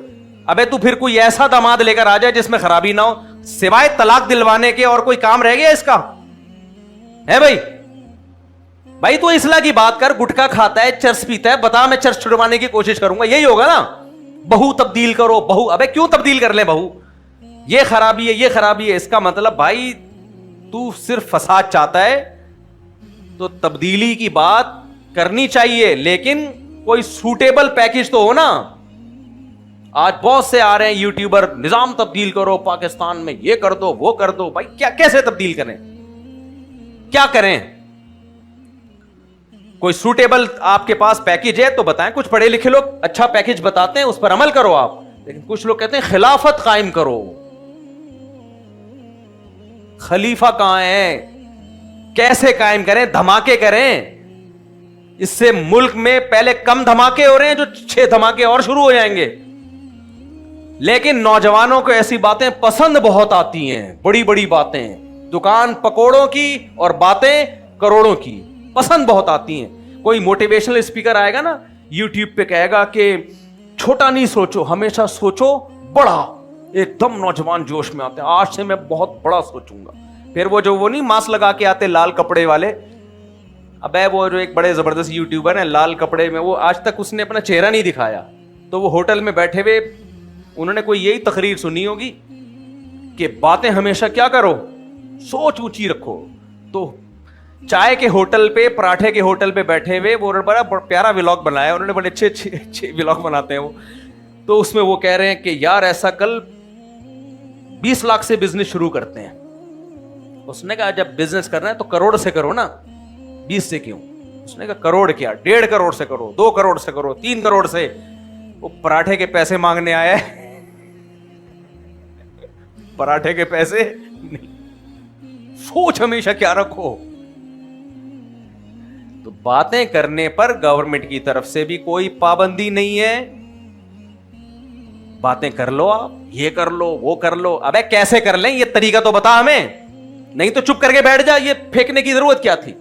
میں اپنا ایک واقعہ سنا کے بس بیان ختم کرتا ہوں, اکثر میں سناتا ہوں. ہماری کرکٹ ٹیم تھی جس کا نام تھا فرینڈز کرکٹ کلب. ہم جب چھوٹے بچے تھے 8ویں 9ویں کلاس میں, ہماری محلے میں ایک ٹیم تھی جس کا نام کیا تھا, فرینڈز کرکٹ کلب. زیادہ تر وہ ہار جاتی تھی. وجہ اس کی یہ تھی, اس میں ہم بچے بچے تھے, ہمارے مقابلے ہوتے تھے میچور لڑکوں سے.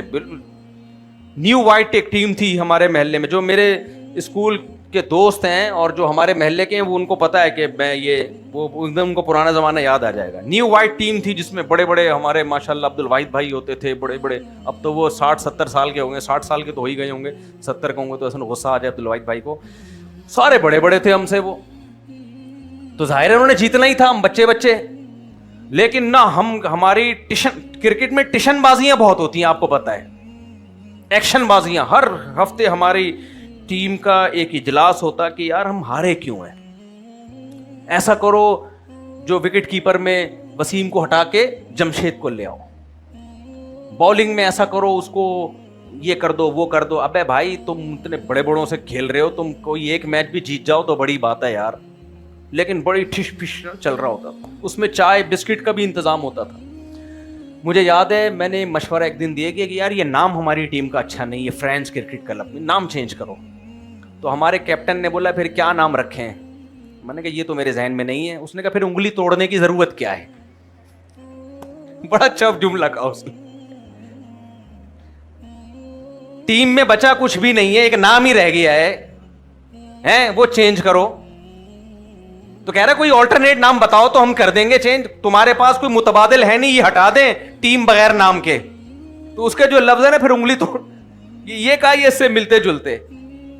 تو وہ جملہ مجھے ایسا یاد رہا نا کہ واقعی یا تو متبادل دو, ورنہ خامخواہ کے مشورے دے کے انگلی توڑنے کی کوشش مت کرو. یہ جو لوگ کہہ رہے ہیں نظام تبدیل کرو, خلافت لے کے آؤ, ابے کیسے لائیں یہ نہیں پتا کیسے لائیں, تو چپ کر کے بیٹھے رہو نا. پھر کوئی سسٹم ہے نہیں تمہارے پاس.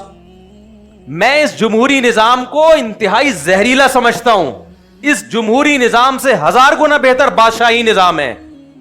سعودی عرب کے بادشاہ کو دیکھو, جو مرضی ہے, ملک تو بنا لیا نا اس نے, لیکن اب میں یہاں بادشاہی نظام کی بات کرنا شروع کر دوں جو ممکن ہی نہیں ہے, تو میں تو وہ بات کروں گا جو ممکن ہے. بھائی اسی جمہوری نظام جو مسلط ہے ہمارے اوپر, چاہے انگریزوں نے مسلط کیا جس نے بھی کیا, فی الحال تو یہی ہے نا, اس کو تبدیل نہیں کر سکتے, تو اسی میں کوئی خیر کی کوشش کرو.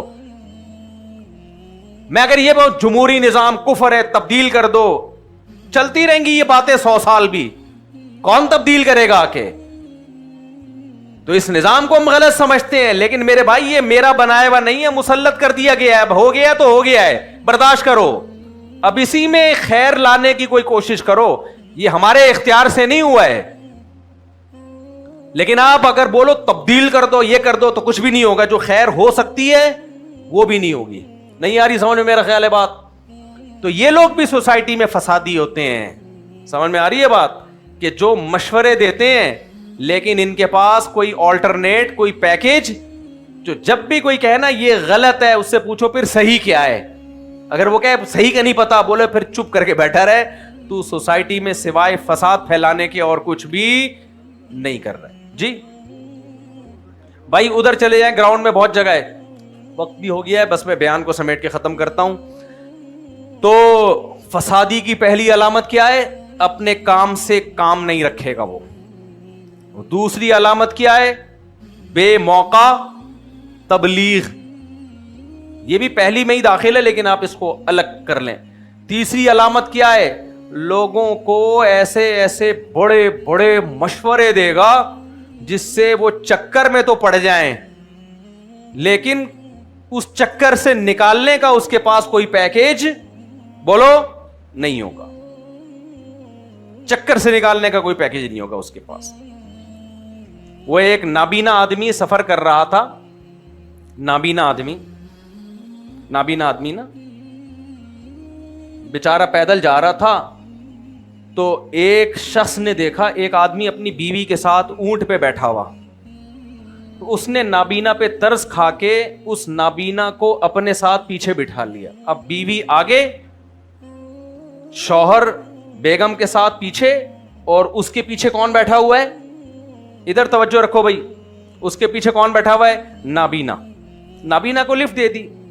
یہ دوسرے سٹی میں جا رہے تھے. پہلے زمانے میں لوگ جانتے نہیں تھے دوسرے شہر کے لوگ ہی شہر کے لوگوں کو. جب یہ دوسرے شہر پہنچا تو نابینا کو شرارت سوجی. نابینا نے کہا ویسی میری شادی وادی تو ہونی نہیں ہے، میں نابینا ہوں، لوگ رشتہ نہیں دیتے مجھے.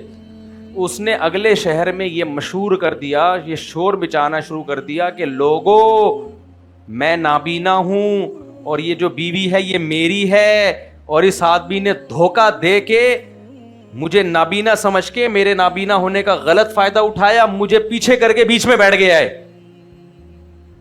لوگ ایسے موقع پہ سب سے پہلے کس کا بیان لیں گے؟ بیوی کا. بھائی تم خود بتا دو. بیوی نے کہا نہیں بھائی، میں جو آنکھوں والا یہ میرا شوہر ہے.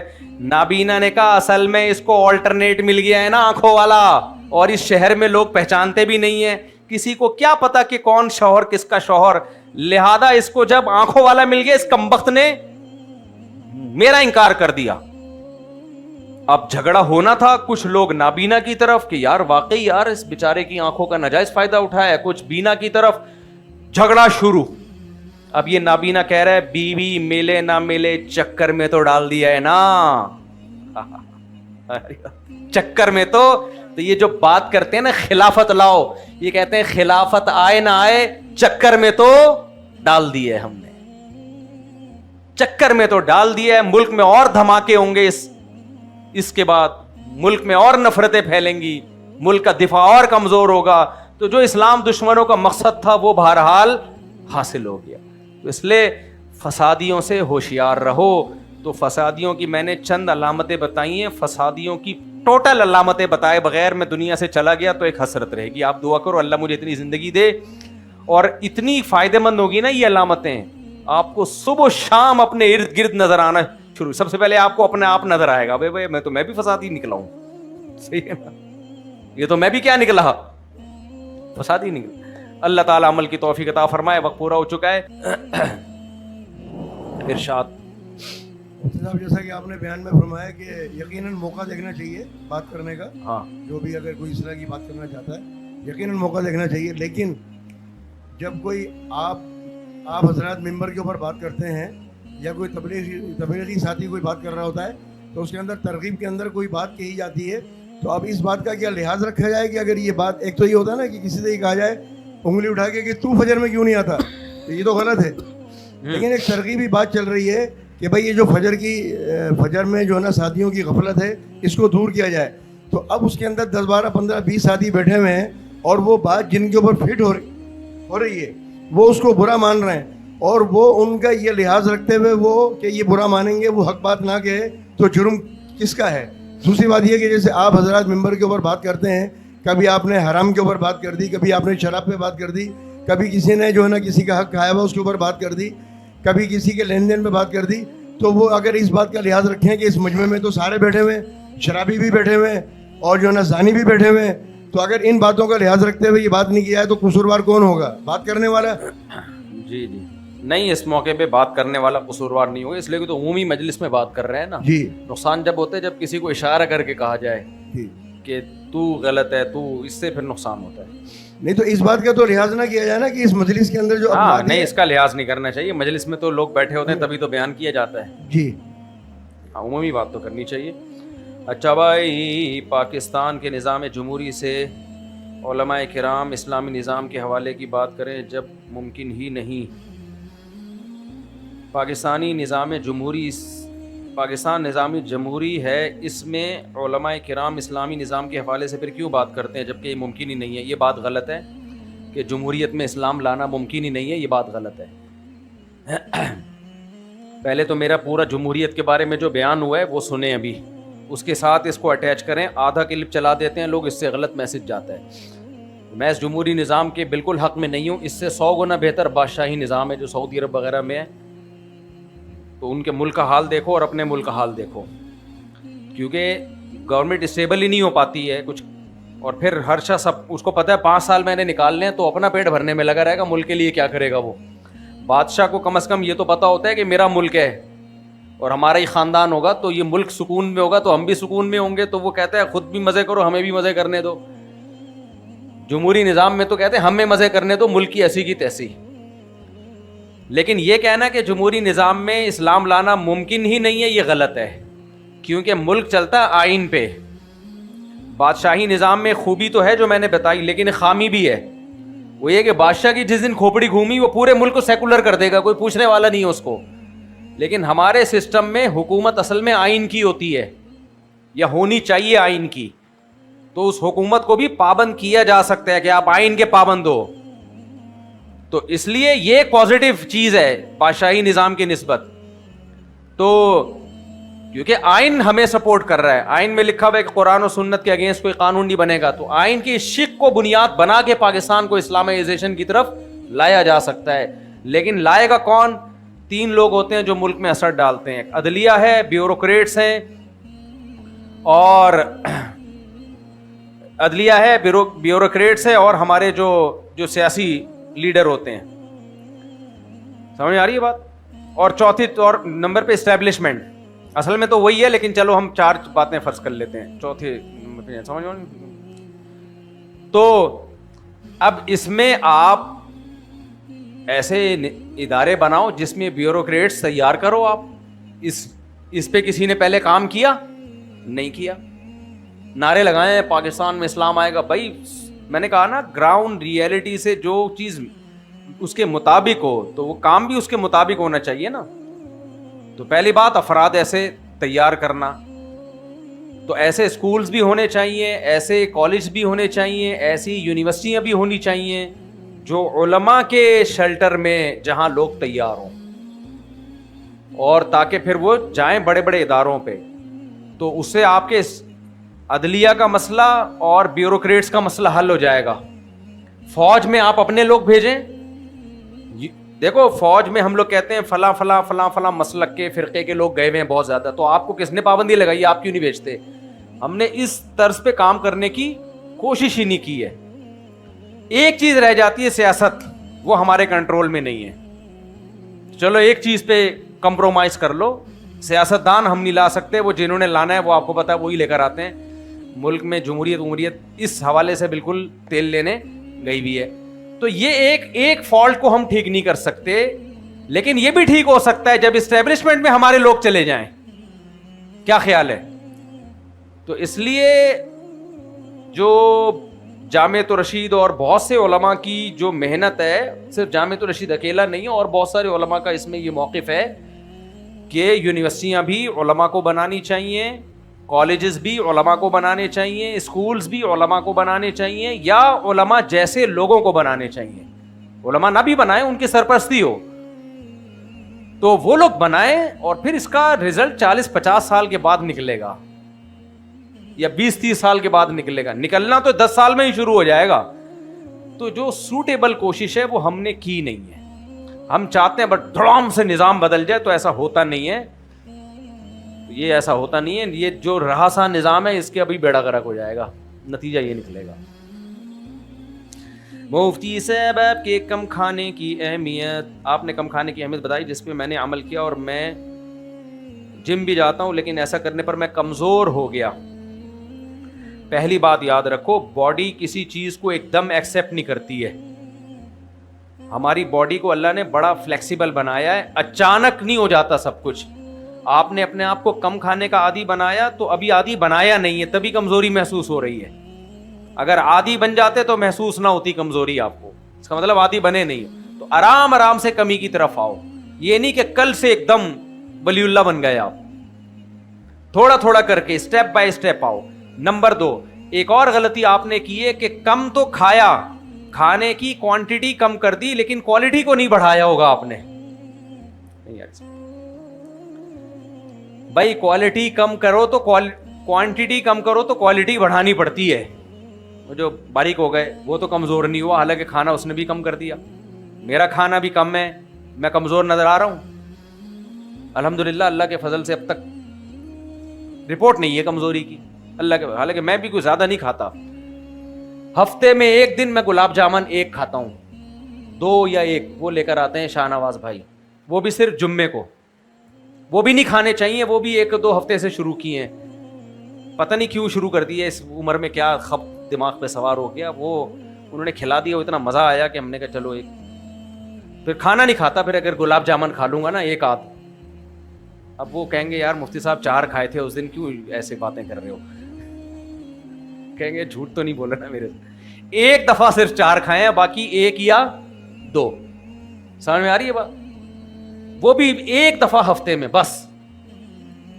और अक्सर व बेशतर सुबह का नाश्ता होगा तो फिर रात को खाना जाके होगा, कभी दोपहर को खा लिया तो रात को बहुत हल्का हाथ रखा, समझ में आ रही है बात। तो मैं तो कोई कमज़ोर 71 किलो का हूं, मैं कोई कमज़ोर नहीं मुझे अब होती किसी की। अब आप देखो 1.5-2 घंटे से फुल स्पीड के साथ बयान कर रहा हूं कि नहीं कर रहा।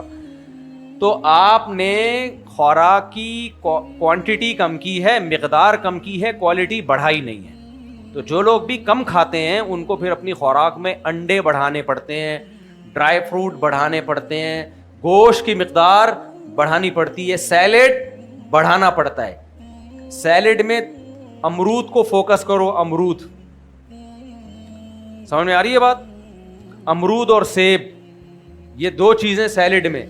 इसी तरह 24 घंटे में एक आध बार वो जो चुकंदर की रेसिपी मैंने बताई थी ना, बीट रूट्स की, चुकंदर की मैंने रेसिपी बताई थी, जिसपे गामदी साहब के दामाद ने मेरा मजाक भी उड़ाया, बिरयानी बनाने के तरीके बता रहे होते हैं। चुकंदर की मैंने रेसिपी बताई थी कि 1/3 चुकंदर का जूस निकालो और 2/3 उसमें पुदीने का ग्राइंड करके उसका जूस और लेमन छिलकों समेत वो मिला के पी जाओ, लेकिन खर्चा आपका अपना होगा इसमें। और अगर खट्टा लग रहा है तो शहद मिला दो उसमें, शुगर के मरीज जो नहीं है तो फिर शहद भी मिला लो कोई हर्ज नहीं। तो देखो किसी किस्म की कमज़ोरी इंशाल्लाह आपके करीब कभी भी नहीं फटकेगी।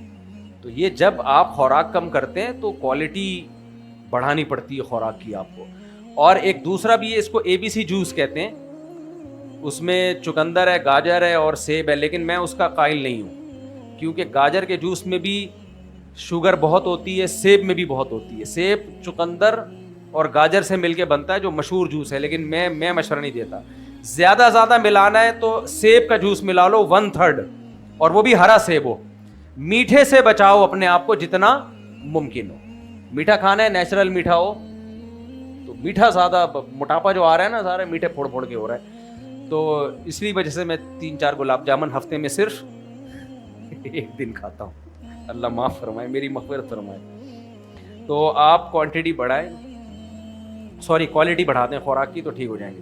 अब यहाँ पर कुछ लोग कहते हैं यार गरीब आदमी इतना गोश्त कहाँ से खाए, और गरीब आदमी बादाम पिस्ते कहाँ से खाए। तो गरीब आदमी अंडे खा ले। क्या खा ले? अंडा जो है ना सब चीज़ों का बाप है।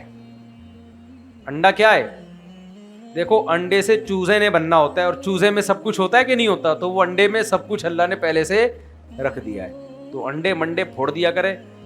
और अगर ये भी नहीं है, अंडे खाने के पैसे भी नहीं है, तो फिर इतना ज्यादा खा कैसे रहा था तू?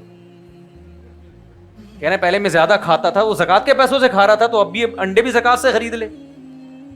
जब इतना ज्यादा खाना छोड़ेगा तो वो खर्चा भी तो बचेगा ना। वो खर्चा किस पे लगा दे? अंडों पे। अंडा बहुत ही खानदानी चीज है। एक डॉक्टर, बड़े माहिर डॉक्टर है, नाम ले लेता, लेकिन फिर ऐसा ना हो लोगों को, दूसरे डॉक्टरों को एतराज हो। कई दफा मैंने इरादा किया उनका नाम मैं अनाउंस कर दूं।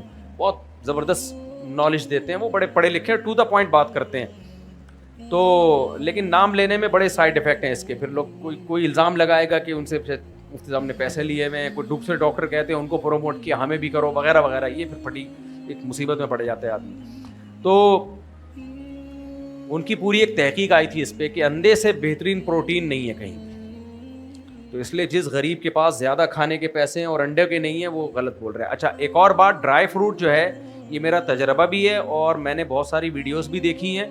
कुछ वीडियोस देख के इंसान यकीन नहीं करता, लेकिन जब तजर्बा करता है तो 100% यकीन आ जाता है।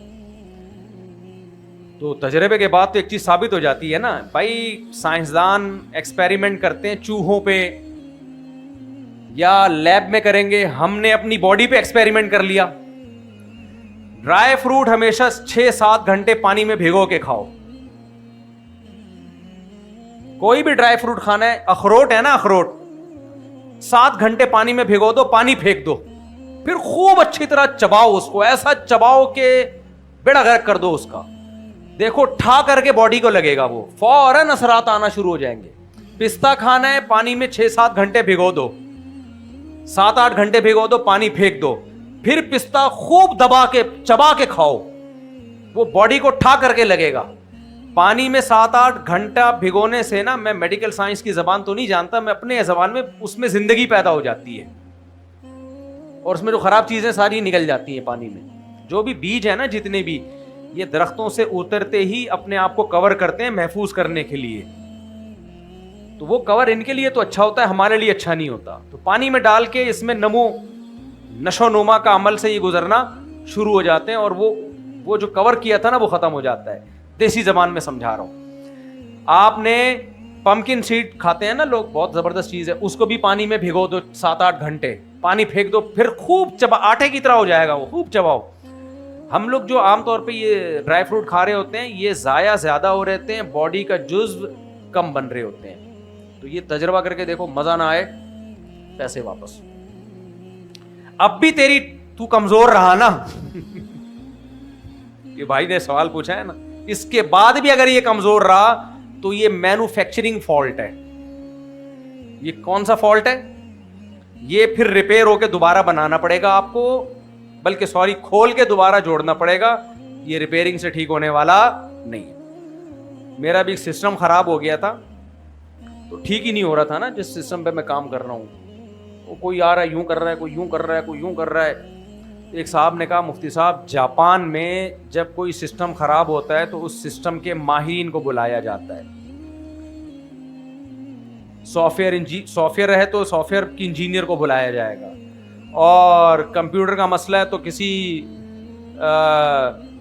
कंप्यूटर पढ़े हुए आदमी को बुलाया जाएगा, और कोई मोटर खराब हो गई तो मैकेनिक को बुलाया जाएगा। हमारे पाकिस्तान में हर चीज का एक मसला है, जब भी कंप्यूटर खराब हो बंद करके दोबारा स्टार्ट करो जब भी सिस्टम खराब हो बंद करके, अगर वो रीस्टार्ट से ठीक नहीं हो रहा तो प्लग निकाल दो, बिल्कुल डेड कर दो। तो मैंने ऐसा ही किया, सही हो गया। तो हमारे सिस्टम भी यहां के हिसाब से एडजस्ट हो चुके हैं। तो इसलिए मैं इस बंदे को कह रहा हूं, अभी भी अगर कमजोर रहा तो खोल के दोबारा जोड़ना पड़ेगा, आप ठीक हो जाओगे। रिपेयरिंग से ठीक नहीं हो गया। मुफ्ती साहब, मेरी बहन का 16 साल की, इसकी तबीयत बहुत ख़राब है, वो ICU में है, दिल से दुआ है जी, अल्लाह ताला, उर्वा इश्तियाक बच्ची का नाम है, दिल से दुआ अल्लाह ताला इसको सेहत अता फरमाए जल्द से जल्द। कम खाने का ये बताओगे, जल्दी जल्दी जल्दी, मैंने कहा 40 मिनट में उड़ जाना है। मुफ्ती साहब, किस कदर मिकदार में खून निकलने पर वज़ू टूट जाएगा? वज़ू के दौरान खून लगा हो तो क्या वज़ू हो जाएगा? वज़ू के दौरान खून लगा हो तो वज़ू हो जाता है, लेकिन खून निकलने से वज़ू कब टूटता है खूब समझ लो। जहाँ ज़ख़म है वहाँ खून निकला और वहीं तक घूमता रहा, इससे वज़ू नहीं टूटता। उस जगह सिरक के चला जाए जो जगह ज़ख़म नहीं है। जैसे आपके कोई फोड़ा है बहुत बड़ा, खून निकल रहा है, लेकिन फोड़े को क्रॉस नहीं किया उसने, उधर ही निकल के फोड़े में ही घूम रहा है। या कोई खाल छिल गई आपकी, अब पूरी खाल छिल गई है, इसी के ऊपर खून है, तो वो निकल के उसी छिली हुई खाल के अंदर अंदर ही घूम रहा है तो बाहर वो नजर आ रहा है, लेकिन जख्म के ऊपर ऊपर ही घूम रहा है, इससे वुज़ू नहीं टूटता। इला मौज़िई यल्हक़ुहु हुक्मुत तत्हीर, उस जगह सरायत कर जाए जहां जख्म नहीं है, तो इसको कहते हैं खून निकल के बह जाए। उस जगह तक बह जाए जहां पे जख्म नहीं है, तो उस बहने के बाद खून जो है वो वुज़ू टूट जाएगा। इस पे लोग एक हदीस पेश करते हैं, लोग इमाम अबू हनीफा की अंधी तकलीद करते हैं। फ़ज़ाइल अमाल में तो खुद हदीस लिखी हुई है कि 2 सहाबी के तीर लगा, खून निकला, वो फिर भी नमाज पढ़ते रहे। खुद फ़ज़ाइल अमाल में हदीसें नबी की बयान करते हो, सहाबा की बयान करते हो, फॉलो इमाम अबू हनीफा को करते हो, इसी को तो अंधी तकलीद कहते हैं। समझ आ रही है बात? ये बहुत सवाल सुना होगा भाई। अगर उस हदीस का ये मतलब है تو اس میں تو یہ بھی ہے کہ خون نکلا, تو خون نکل کے کپڑوں پہ لگا ہوگا کہ نہیں لگا ہوگا؟ تو یہ سوال ہمارا آپ سے ہے کہ خون کو ناپاک تو آپ بھی مانتے ہو, اور خون جب کپڑوں پہ لگ جائے تو نماز نہیں ہوتی. تو جو اس حدیث کا آپ جواب دیتے ہو وہی جواب ہماری طرف سے. اب جب آپ کی طرف سے اس کا جواب آ جائے گا تو ہم اسی کو اپنے جواب میں ایڈ کر دیں گے. اس سے پتہ چلتا ہے ان صحابی کا خاص معاملہ ہے, اس پہ نبی صلی اللہ علیہ وسلم کی طرف سے نفیاً یا اثباتاً کچھ بھی ثابت نہیں ہے. یا تو یہ منسوخ ہے, اس وقت جب خون کا ناپاک ہونا نازل نہیں ہوا تھا اس وقت کا معاملہ ہے, یا یہ کہ نبی کریم صلی اللہ علیہ وسلم موجود نہیں تھے, ان صحابی نے اپنا اجتہاد کیا تھا. تو یہ اس کی یہ تعویل کی جائے گی, کیونکہ خون تو نجس ہے, قرآن نے اس کو نجس کہا ہے. مفتی صاحب جب جنت میں بےہودگی نہیں ہوگی تو ہم حوروں کا کیا کریں گے؟ یعنی بیوی سے ریلیشن بھی بےہودگی ہے, اس کا تو مطلب یہ ہوا نا. بےہودگی کہتے ہیں حرام کی طرف جانے کو, جو بیوی ہے وہ تو حلال ہے نا, تو جنت میں حوریں وہ بیویاں ہوں گی, ان کے قریب نہ جانا پرلے درجے کی بےہودگی ہوگی. تو آپ نہ جانا, آپ کہنا میں شرمیلا ہوں اور مجھے اس سے شرم آتی ہے. مسلمانوں کے 3 کھیل ہیں جو حدیث میں آتے ہیں. 3 کھیل حدیث میں آتا ہے کہ وہ باطل نہیں ہے, 3 کھیلوں کے سوا سب باطل ہیں.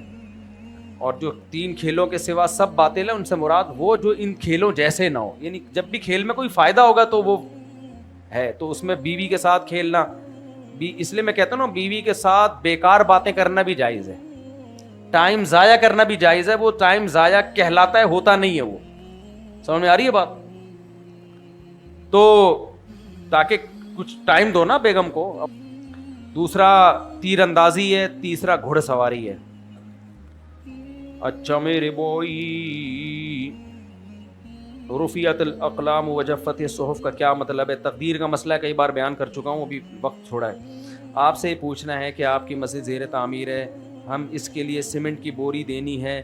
بھائی سیمنٹ کی بوری پہلے بھی کچھ لوگوں نے دی ہوئی ہے, لیکن سیمنٹ ابھی استعمال ہونا شروع ہی نہیں ہوا ہے نا. جب استعمال ہونا شروع ہو تو پھر آپ جتنی, ابھی تو کھدائی کا کام ہو رہا ہے, تو اس لیے سیمنٹ جنہوں نے دینا ہے, جب تعمیری کام شروع ہوگا نا, ابھی تو تخریبی کام ہو رہا ہے نا, پرانی عمارت کو گرایا جا رہا ہے. تو جیسے ہی تعمیری کام ہوگا تو پھر آپ ضرور سیمنٹ کی بوریاں دیں. سبحان اللہ, اللہ آپ کے لیے صدقہ جاریہ بنائے. آپ سے ایک مسئلہ پوچھنا ہے کہ ہمارے گھر سے تعویذ نکلے ہیں, ہم اس کا کیا کریں؟ کچھ بھی نہ کریں, اٹھا کے پھینک دیں. میرے گھر سے خود تعویذ نکلے, میں تو اٹھا کے پھینک دیے, کچھ بھی نہیں ہوا. اور 15 سال 20 سال پہلے نکلے تھے, 20 سال تک فٹ فاٹ چل رہا ہوں. اس کے بعد میں نے شادی اور بھی کی ہے. سمجھ میں آ رہی ہے بات؟ اس سے پتہ چلتا ہے کہ تعویذ کو اگر پھینک دیا جائے تو الٹا اثر ہونا شروع ہو جاتا ہے اس کا. تو لفٹ نہیں کرایا کرو تعویذ کو, فلیتوں کو, پلیتوں کو, ان چیزوں کو لفٹ نہیں کرایا کرو. بولا صحیح ہے. میں تو لوگوں سے کہتا ہوں لاؤ تعویذ دو, میں اپنے شلوار کے نیفے میں رکھ لیتا ہوں. یار پرچیاں ہیں, کچھ بھی نہیں ہوتا ان سے,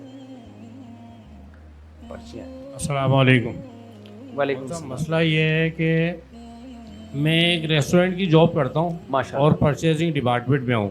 ماشاء اللہ. تو مجھے معلوم ہوتا ہے کہ کل کیا کیا چیزوں کی ضرورت ہوگی. تو مجھے مالکان کی طرف سے تو پیسے نہیں ملتے, تو میں اپنی جیب کے پیسوں سے وہ مال خرید کے لے جاتا ہوں جی کہ بھائی کل اس چیز کی ضرورت پڑے گی, پرسوں اس چیز کی ضرورت ہے. تو اس مال پہ میرے لیے پروفٹ رکھنا جائز ہے یا نہیں؟ نہیں, کیونکہ آپ ہوٹل کی طرف سے وکیل ہیں, نمائندے ہیں, تو وکیل خود اپنی جیب میں پروفٹ نہیں رکھ سکتا. وہ جس کے پیسوں سے چیزیں خرید رہا ہے یا بعد میں جس سے اس نے پیسے لینے ہیں, وہ سارا پروفٹ اسی کے پاس جائے گا. یہ ایسا عام روٹین میں جب ہوتا ہے, میں نے کسی کو بھیجا یا آپ نے کسی کو بھیجا, جا بھائی جا کے دکان سے 1 کلو گوشت لیا, یا کسی نے بھی بھیج دیا, اب یہ گیا ہے, اب یہ جب گوشت خریدے گا تو گوشت کے پیسے اس سے لے گا جس نے اس کو بھیجا ہے. گوشت والا اس کا جاننے والا نکل آیا, اس نے کہا یہ 1000 کا میں تجھے 500 کا دیتا ہوں, تو یہ ڈسکاؤنٹ جیب میں رکھ کے پتلی گلی سے نکل لیتا ہے. یہ جائز نہیں ہے. یہ ڈسکاؤنٹ کس کی جیب میں جائے گا؟ جس نے آپ کو بھیجا ہے, اگرچہ وہ اس کا کچھ نہیں لگتا. سمجھ میں آ رہی ہے بات؟ تو جب بھی آپ کسی کے وکیل یا نمائندے بن کے کوئی کام کر رہے ہوتے ہیں تو پیڑے بھی پھر وہ کھائے گا جس نے آپ کو نمائندہ بنایا ہے. کیونکہ پیسہ اس کا خرچ ہو رہا ہے تو اس سے فائدہ بھی وہ اٹھائے گا, آپ نہیں اٹھا سکتے. آپ جب اٹھا سکتے ہیں جب آپ اپنے پیسوں سے کوئی چیز خرید رہے ہو. جزاک اللہ. السلام علیکم مفتی صاحب, میرا آپ سے سوال ہے کہ ہم آن لائن بزنس رن کرتے ہیں ای کامرس, اگر ہم اس میں فیک ریویو اے آئی کی مدد سے لگا دیں تو لوگ ٹرسٹ زیادہ کریں گے. دیکھو اس سے چیز کی آمدن حرام نہیں ہوگی, کیونکہ آمدن تو اس چیز کی ہے نا, پروڈکٹ کی ہے. لیکن لوگوں کو جو دھوکہ دے کے آپ متوجہ کر رہے ہیں, یہ متوجہ کرنا حرام اور ناجائز ہے, اور دھوکے کی تجارت میں برکت نہیں ہوتی. اور دوسرا سوال یہ ہے, آپ نے ایک مثال دی تھی کہ جمشید کے پاس گھڑی ہے, وہ بغیر قبضے لیے آپ نہیں دے سکتے. اگر جمشید خود بولے بغیر قبضہ لیے دو, جب وہ آپ سے خریدیں تو پھر میرے سے لے لینا. نہیں, جمشید نے جب آپ کو گھڑی بیچی, آپ وہ جمشید کے قبضے میں لیے بغیر, اپنے قبضے میں لیے بغیر آگے فروخت نہیں کر سکتے, بے شک جمشید اس پہ راضی بھی ہو. اگر آپ نے آگے فروخت کرنی ہے تو پرانی خرید و فروخت کو کینسل کریں, جمشید سے بولیں جو میں نے آپ سے گھڑی خریدی تھی میں اس خرید کو کینسل کرتا ہوں, اب ایک نیا کسٹمر میرے پاس آیا ہے تو آپ اگر اجازت دو تو یہ گھڑی میں اس کو پہنا دیتا ہوں آپ کا نمائندہ بن کے, اور اس کا میں اتنا کمیشن لوں گا آپ سے. اس کو کلیئر کرنا پڑے گا آپ کو. سمجھ میں آ رہی ہے بات؟ گھڑی خرید کے اپنے قبضے میں لیے بغیر آگے بیچ نہیں سکتے, اور جمشید کا وکیل بن کے بھی نہیں بیچ سکتے کیونکہ گھڑی آپ کی ہے. تو اس پرانے سودے کو کینسل کرو پھر آگے بیچو. السلام علیکم. وعلیکم السلام. مفتی صاحب, یہ ڈراپ شپنگ جو ہے وہ حلال ہے یا حرام ہے؟ ڈراپ شپنگ کی کچھ صورتیں حلال ہیں, کچھ صورتیں حرام ہیں. شریعت کا اصول ہے کہ جو چیز آپ کے قبضے میں نہ آئے آپ اس کو آگے بیچ نہیں سکتے. ڈراپ شپنگ میں عام طور پر آپ کسی کی چیز خریدے بغیر, کمپنی کی چیز خریدے بغیر کسی کو بیچ رہے ہوتے ہو آپ, یہ جائز نہیں ہے. آپ اس میں جائز کرنے کے لیے یہ کرو, یا تو پہلے خرید کے کسی کو نمائندہ بھیجو بنا کے اس کے قبضے میں لو, بولو بھائی تو میری طرف سے قبضہ کر لے, پھر آگے بیچو. یا بیچو نہیں, بیچنے کا وعدہ کرو میں تمہیں یہ دوں گا, اور پھر خریدو, اور پھر کسٹمر سے پوچھو ہاں بھائی اب بتاؤ خرید رہے ہو کہ نہیں خرید رہے, وہ کہے خرید رہا ہوں تو ٹھیک ہے, نہیں تو پھر وہ آپ کو نقصان ہوگا, جو بھی ہوگا آپ کی چیز ہے وہ. تیسرا, دو پارٹیوں کے درمیان کمیشن ایجنٹ بن جاؤ. آپ بولو بھائی میں بیچ ہی نہیں رہا, فلاں کمپنی کی چیز میں آپ کو بکوا رہا ہوں, بتاؤ, اور پھر کمپنی کو بھی یہ نہیں بتاؤ میں آپ سے لے رہا ہوں, بھائی ہم نے یہ پروڈکٹ آپ کی بکوائی ہے, آپ مجھے اس کے پیسے دو, ہر پروڈکٹ کو بکوانے کے مجھے اتنے پروفٹ چاہیے اس پہ. اس طرح معاملہ کو کلیئر کرو. دیکھو عبادات کے دین میں لوگ آ جاتے ہیں, پیسوں کے معاملے کے دین کو لوگوں نے نظر انداز کیا ہوا ہے, تو یہ بہت غلط بات ہے. مفتی صاحب, اس طرح جو بروکری کا کام ہوتا ہے, دو پارٹیوں کے بیچ میں جو ہم بیچ میں بروکر بنتے ہیں, اسی طرح ڈراپ شپنگ میں بھی کام کر سکتے ہیں. ہاں بالکل بروکر بن سکتے ہیں, لیکن کلیئر کریں میں بروکر ہوں بھائی, صاف صاف. پراپرٹی کو خریدے بغیر بھی بیچا جا سکتا, سوری قبضے میں لیے بغیر بھی بیچا جا سکتا ہے, لیکن اس میں یہ ہے کہ رسک میں آ چکی ہو, آپ کے پلاٹ پتہ ہو کہاں ہے, کس نمبر کا ہے, کہاں لوکیشن ہے, اور اتنا آپ کی ملکیت ہو کہ اگر پلاٹ پہ قبضہ ہو گیا تو آپ کا نقصان سمجھا جائے. اس کنڈیشن میں آنے کے بعد بیچ سکتے ہیں, بے شک قبضہ نہ بھی کیا ہو. السلام علیکم. السلام علیکم. وعلیکم السلام. اتفاقاً دوسری شادی کے اسباب بن جائیں, اتفاقاً دوسری شادی کے اسباب بن گئے, کوئی ایسے حالات پیدا ہو جائیں, حسن اتفاق سے تو ایسے انسان بندر سے انسان نہیں بنا, جو اتفاق آپ نے بیان کی, اتفاق سے دوسری شادی, مطلب شادی کا ارادہ نہ ہو اور ایسے وقت آ جائے تو شادی کرنا پڑ جائے, یا کوئی ایسے مطلب پڑ گئی, یعنی مجبوری میں دوسری شادی کرنی پڑ رہی ہے, دل نہیں چاہ رہا لیکن حالات ایسے ہو گئے کہ مجبور ہو گئے, نہیں کریں گے تو مر جائیں گے. آگے مجھے انجوائے کرنے دیں تھوڑا سا. سہارا دینا چاہ رہا ہے اس کو, یا گھر دینا چاہ رہا ہے اس کو رہنے کے لیے, اور پہلی بیوی کہتی ہے کہ میری شکل نہیں دیکھنا مجھے. ہاں تو حالات بنے کہاں ہیں؟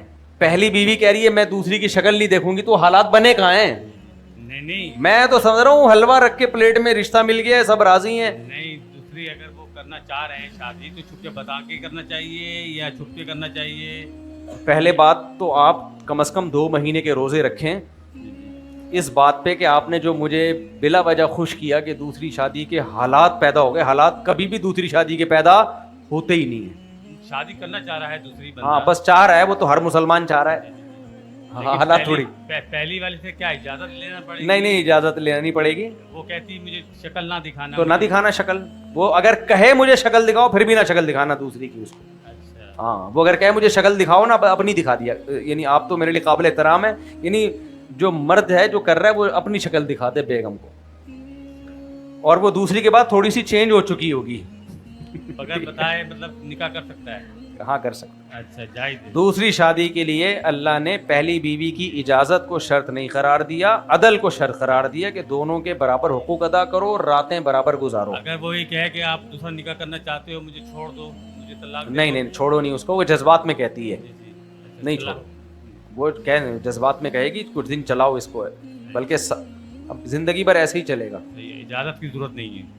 नहीं जाते। अस्सलाम वालेकुम। जी अस्सलाम वालेकुम। वालेकुम अस्सलाम। मुफ्ती साहब, अभी मेरी जो है ना महीने डेढ़ महीने पहले इंगेजमेंट हुई थी, मंगनी हुई थी, तो मेरे ससुराल से मेरे को कपड़े दिए थे उन्होंने ना, तो वो खाली मंगनी के दिन ही कपड़े पहने थे, तो उसके बाद से जो है ना कपड़े घर से गायब हो गए। ओहो, तो मंगनी के कपड़े थे आपने पहने और कपड़े घर से गायब हो गए। जी। तो किसी से जो है ना हमारी खाला ने, जो आलिम वगैरह औरत होती हैं जो बाबा वगैरह करती हैं, सिचुएशन जादू, जी जी जी तो उनसे पूछा तो उन्होंने कहा है कि अब वो जो है ना खुद ही कपड़े तुम्हारे घर पर आ जाएंगे, हाँ तो जैसी वो कपड़े आए तो उसे पहनना नहीं, समंदर में बहा देना। यानी वो किसी ने जादू के लिए ताकि आपका रिश्ता टूटे यहाँ से, अब वो कपड़े खुद ब खुद ही आएंगे, उन्होंने ऐसा कहा था। जब वो कपड़े खुद ब खुद ही आए आप उनको पहनो तो खुद ब खुद ही हर जगह जा सकोगे आप। उन कपड़ों जैसे शलवार में आप टांगे डालोगे तो चलना नहीं पड़ेगा आपको, शलवार खुद ही चलेगी। ऐसे कपड़े तो मुझे दे दो मेरे भाई। तो मुफ्ती साहब अबे तुम इतने अरसे से बयान सुन रहे, अभी तक तुम्हारा नजरिया नहीं बनाए। नहीं मुफ्ती साहब, वो हमारी खाला ने पूछा था तो उनसे। खाला, फिर खाला से ही बाकी बातें पूछा करो जाके, मुझसे क्यों पूछ रहे हो? तो अभी आपसे ये पूछना कुछ नहीं है, चाह रहे उनको थे पहनो घूमो फिरो, कुछ नहीं होता। तावीज भी निकले ना नेफे से तो भी उन्हीं कपड़ों को पहनो, ऐसी की तैसी। जाओ बस यारो, एक दो सवाल और ले लेते हैं। अस्सलाम वालेकुम मुफ्ती साहब। क्या मस्जिद का मलबा मस्जिद की कीमत में, यानी जो कंस्ट्रक्शन की कीमत में जाता है। आजकल जितने भी ठेकेदार हैं, कोई भी जब कंस्ट्रक्शन का काम करते हैं तो जो कुछ गिराना होता है वो कहते हैं ये मलबा हमारा होगा, इसके बदले में हम ये खुदाई करेंगे। ये कॉन्ट्रैक्ट आमतौर पर होता है, बल्कि कुछ इजाफी पैसे भी दे रहे होते हैं, तो मस्जिद ही के काम में इस्तेमाल हो जाता है वो मलबा। अस्सलाम वालेकुम मुफ्ती साहब। वालेकुम अस्सलाम। University of engineering and technology Peshawar से जमात आई है यहाँ पर, कल इंशाल्लाह सुबह जाएगी, माशाल्लाह माशाल्लाह यहाँ से दूर जाएगी। माशाल्लाह। मजलिस के बाद थोड़ी सी देर के लाभ से अभी आ जाए, मुसाफा कर लें जल्दी जल्दी ना। सारे जमात वाले हैं। आ जाए जल्दी जल्दी आ जाए। इतने में हम सवालात भी पूछ लेंगे, दो चार और निपटा देंगे। अल्लाह खुश रखे। माशाल्लाह माशाल्लाह माशाल्लाह। अस्सलाम वालेकुम। अस्सलाम वालेकुम। अस्सलाम अस्सलाम।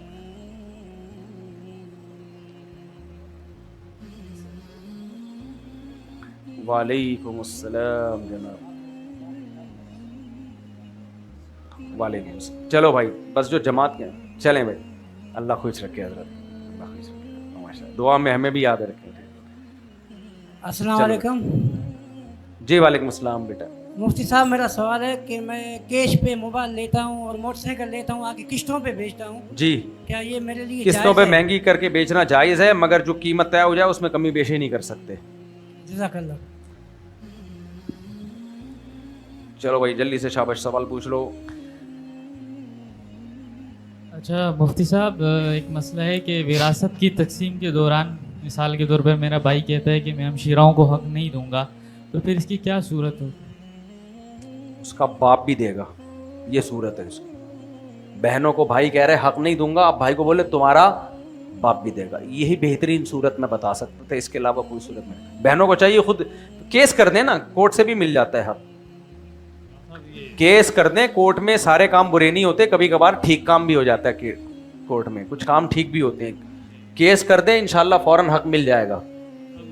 जामत रशीदिया के पास मेरा घर है, डबल स्टोरी मकान है, लेकिन वो पार्टियाँ बहुत आती हैं, सौदा नहीं बनता, बात नहीं बनती है, तो क्या लोग बोलते हैं बंदिश की हुई है, जादू नहीं, कोई बंदिश नहीं है। आजकल पाकिस्तान कराची में प्रॉपर्टी ठप हुई भी है, किसी के घर भी बिक रहे हैं। पार्टियां आती हैं, बहुत बात नहीं बनती है, ऐसा लगता है कोई बंदिश नहीं है भाई। तो लोग बोलते हैं ये करो वो करो। नहीं, कुछ भी नहीं करो जी, इंजॉय करो लाइफ। ताबीज रखो, यहाँ पे ब्लॉक के नीचे पत्थर रखो। ना कुछ भी नहीं करें। प्रॉपर्टी कराची में गिरी हुई है तो बहुत से लोगों के साथ ये मसला है कि कस्टमर आते हैं, देख के चले जाते हैं। जामतुर रशीदिया के पास ही है मेरा डबल स्टोरी मकान जी। तो जामियत रशीद की वैल्यू तो ना गिराए ना अब फिर। अल्लाह बश गॉड। अब पूरा बार बार जामियत रशीद के करीब है भाई, ना भी होता करीब, दूर भी होता तो भी यही हाल होता। ठीक है ना, अपना ख्याल रखिए जी। आखिरी 1-2 सवाल ले लेते हैं क्या? नहीं, स्विमिंग का हदीस में तस्करा नहीं है, लेकिन मानवी तौर पे स्विमिंग उसमें शामिल है ना। जो भी फिजिकल एक्टिविटी के काम होंगे, सेहत अच्छी होगी तो क्यों नहीं हो, जिहाद में काम आए, अच्छा है। आपको स्विमिंग की क्या जरूरत है, आप डूबोगे ही नहीं, इतना लंबा कद माशाल्लाह आपका, खड़े हो जाना बस, ठीक है ना। जैसा आपकी वो 4 शादी वाली किताब कहाँ से मिलेगी और उसका नाम वगैरह? आप कह रहे हैं मेरी 4 शादियों वाली किताब कहाँ से मिलेगी? आपकी एज कितनी है? 18 साल। 18 साल, माशाल्लाह। देखा, इसको कहते हैं एक नस्ल तैयार करना। 18 साल का लड़का हमें कह रहा है कि आपकी 4 शादियों वाली किताब कहाँ से मिलेगी। ये होती है नस्ल की ब्रेन वॉशिंग। 18 साल मैं आपको फ्री में दूंगा। उस्मान भाई को कह देना इनको फ्री में दो, ताकि अभी से ख़राब हो जाए जितना ख़राब इन्होंने होना है। पहली शादी किसी तलाक याफ्ता या बेवा से करना, ठीक है।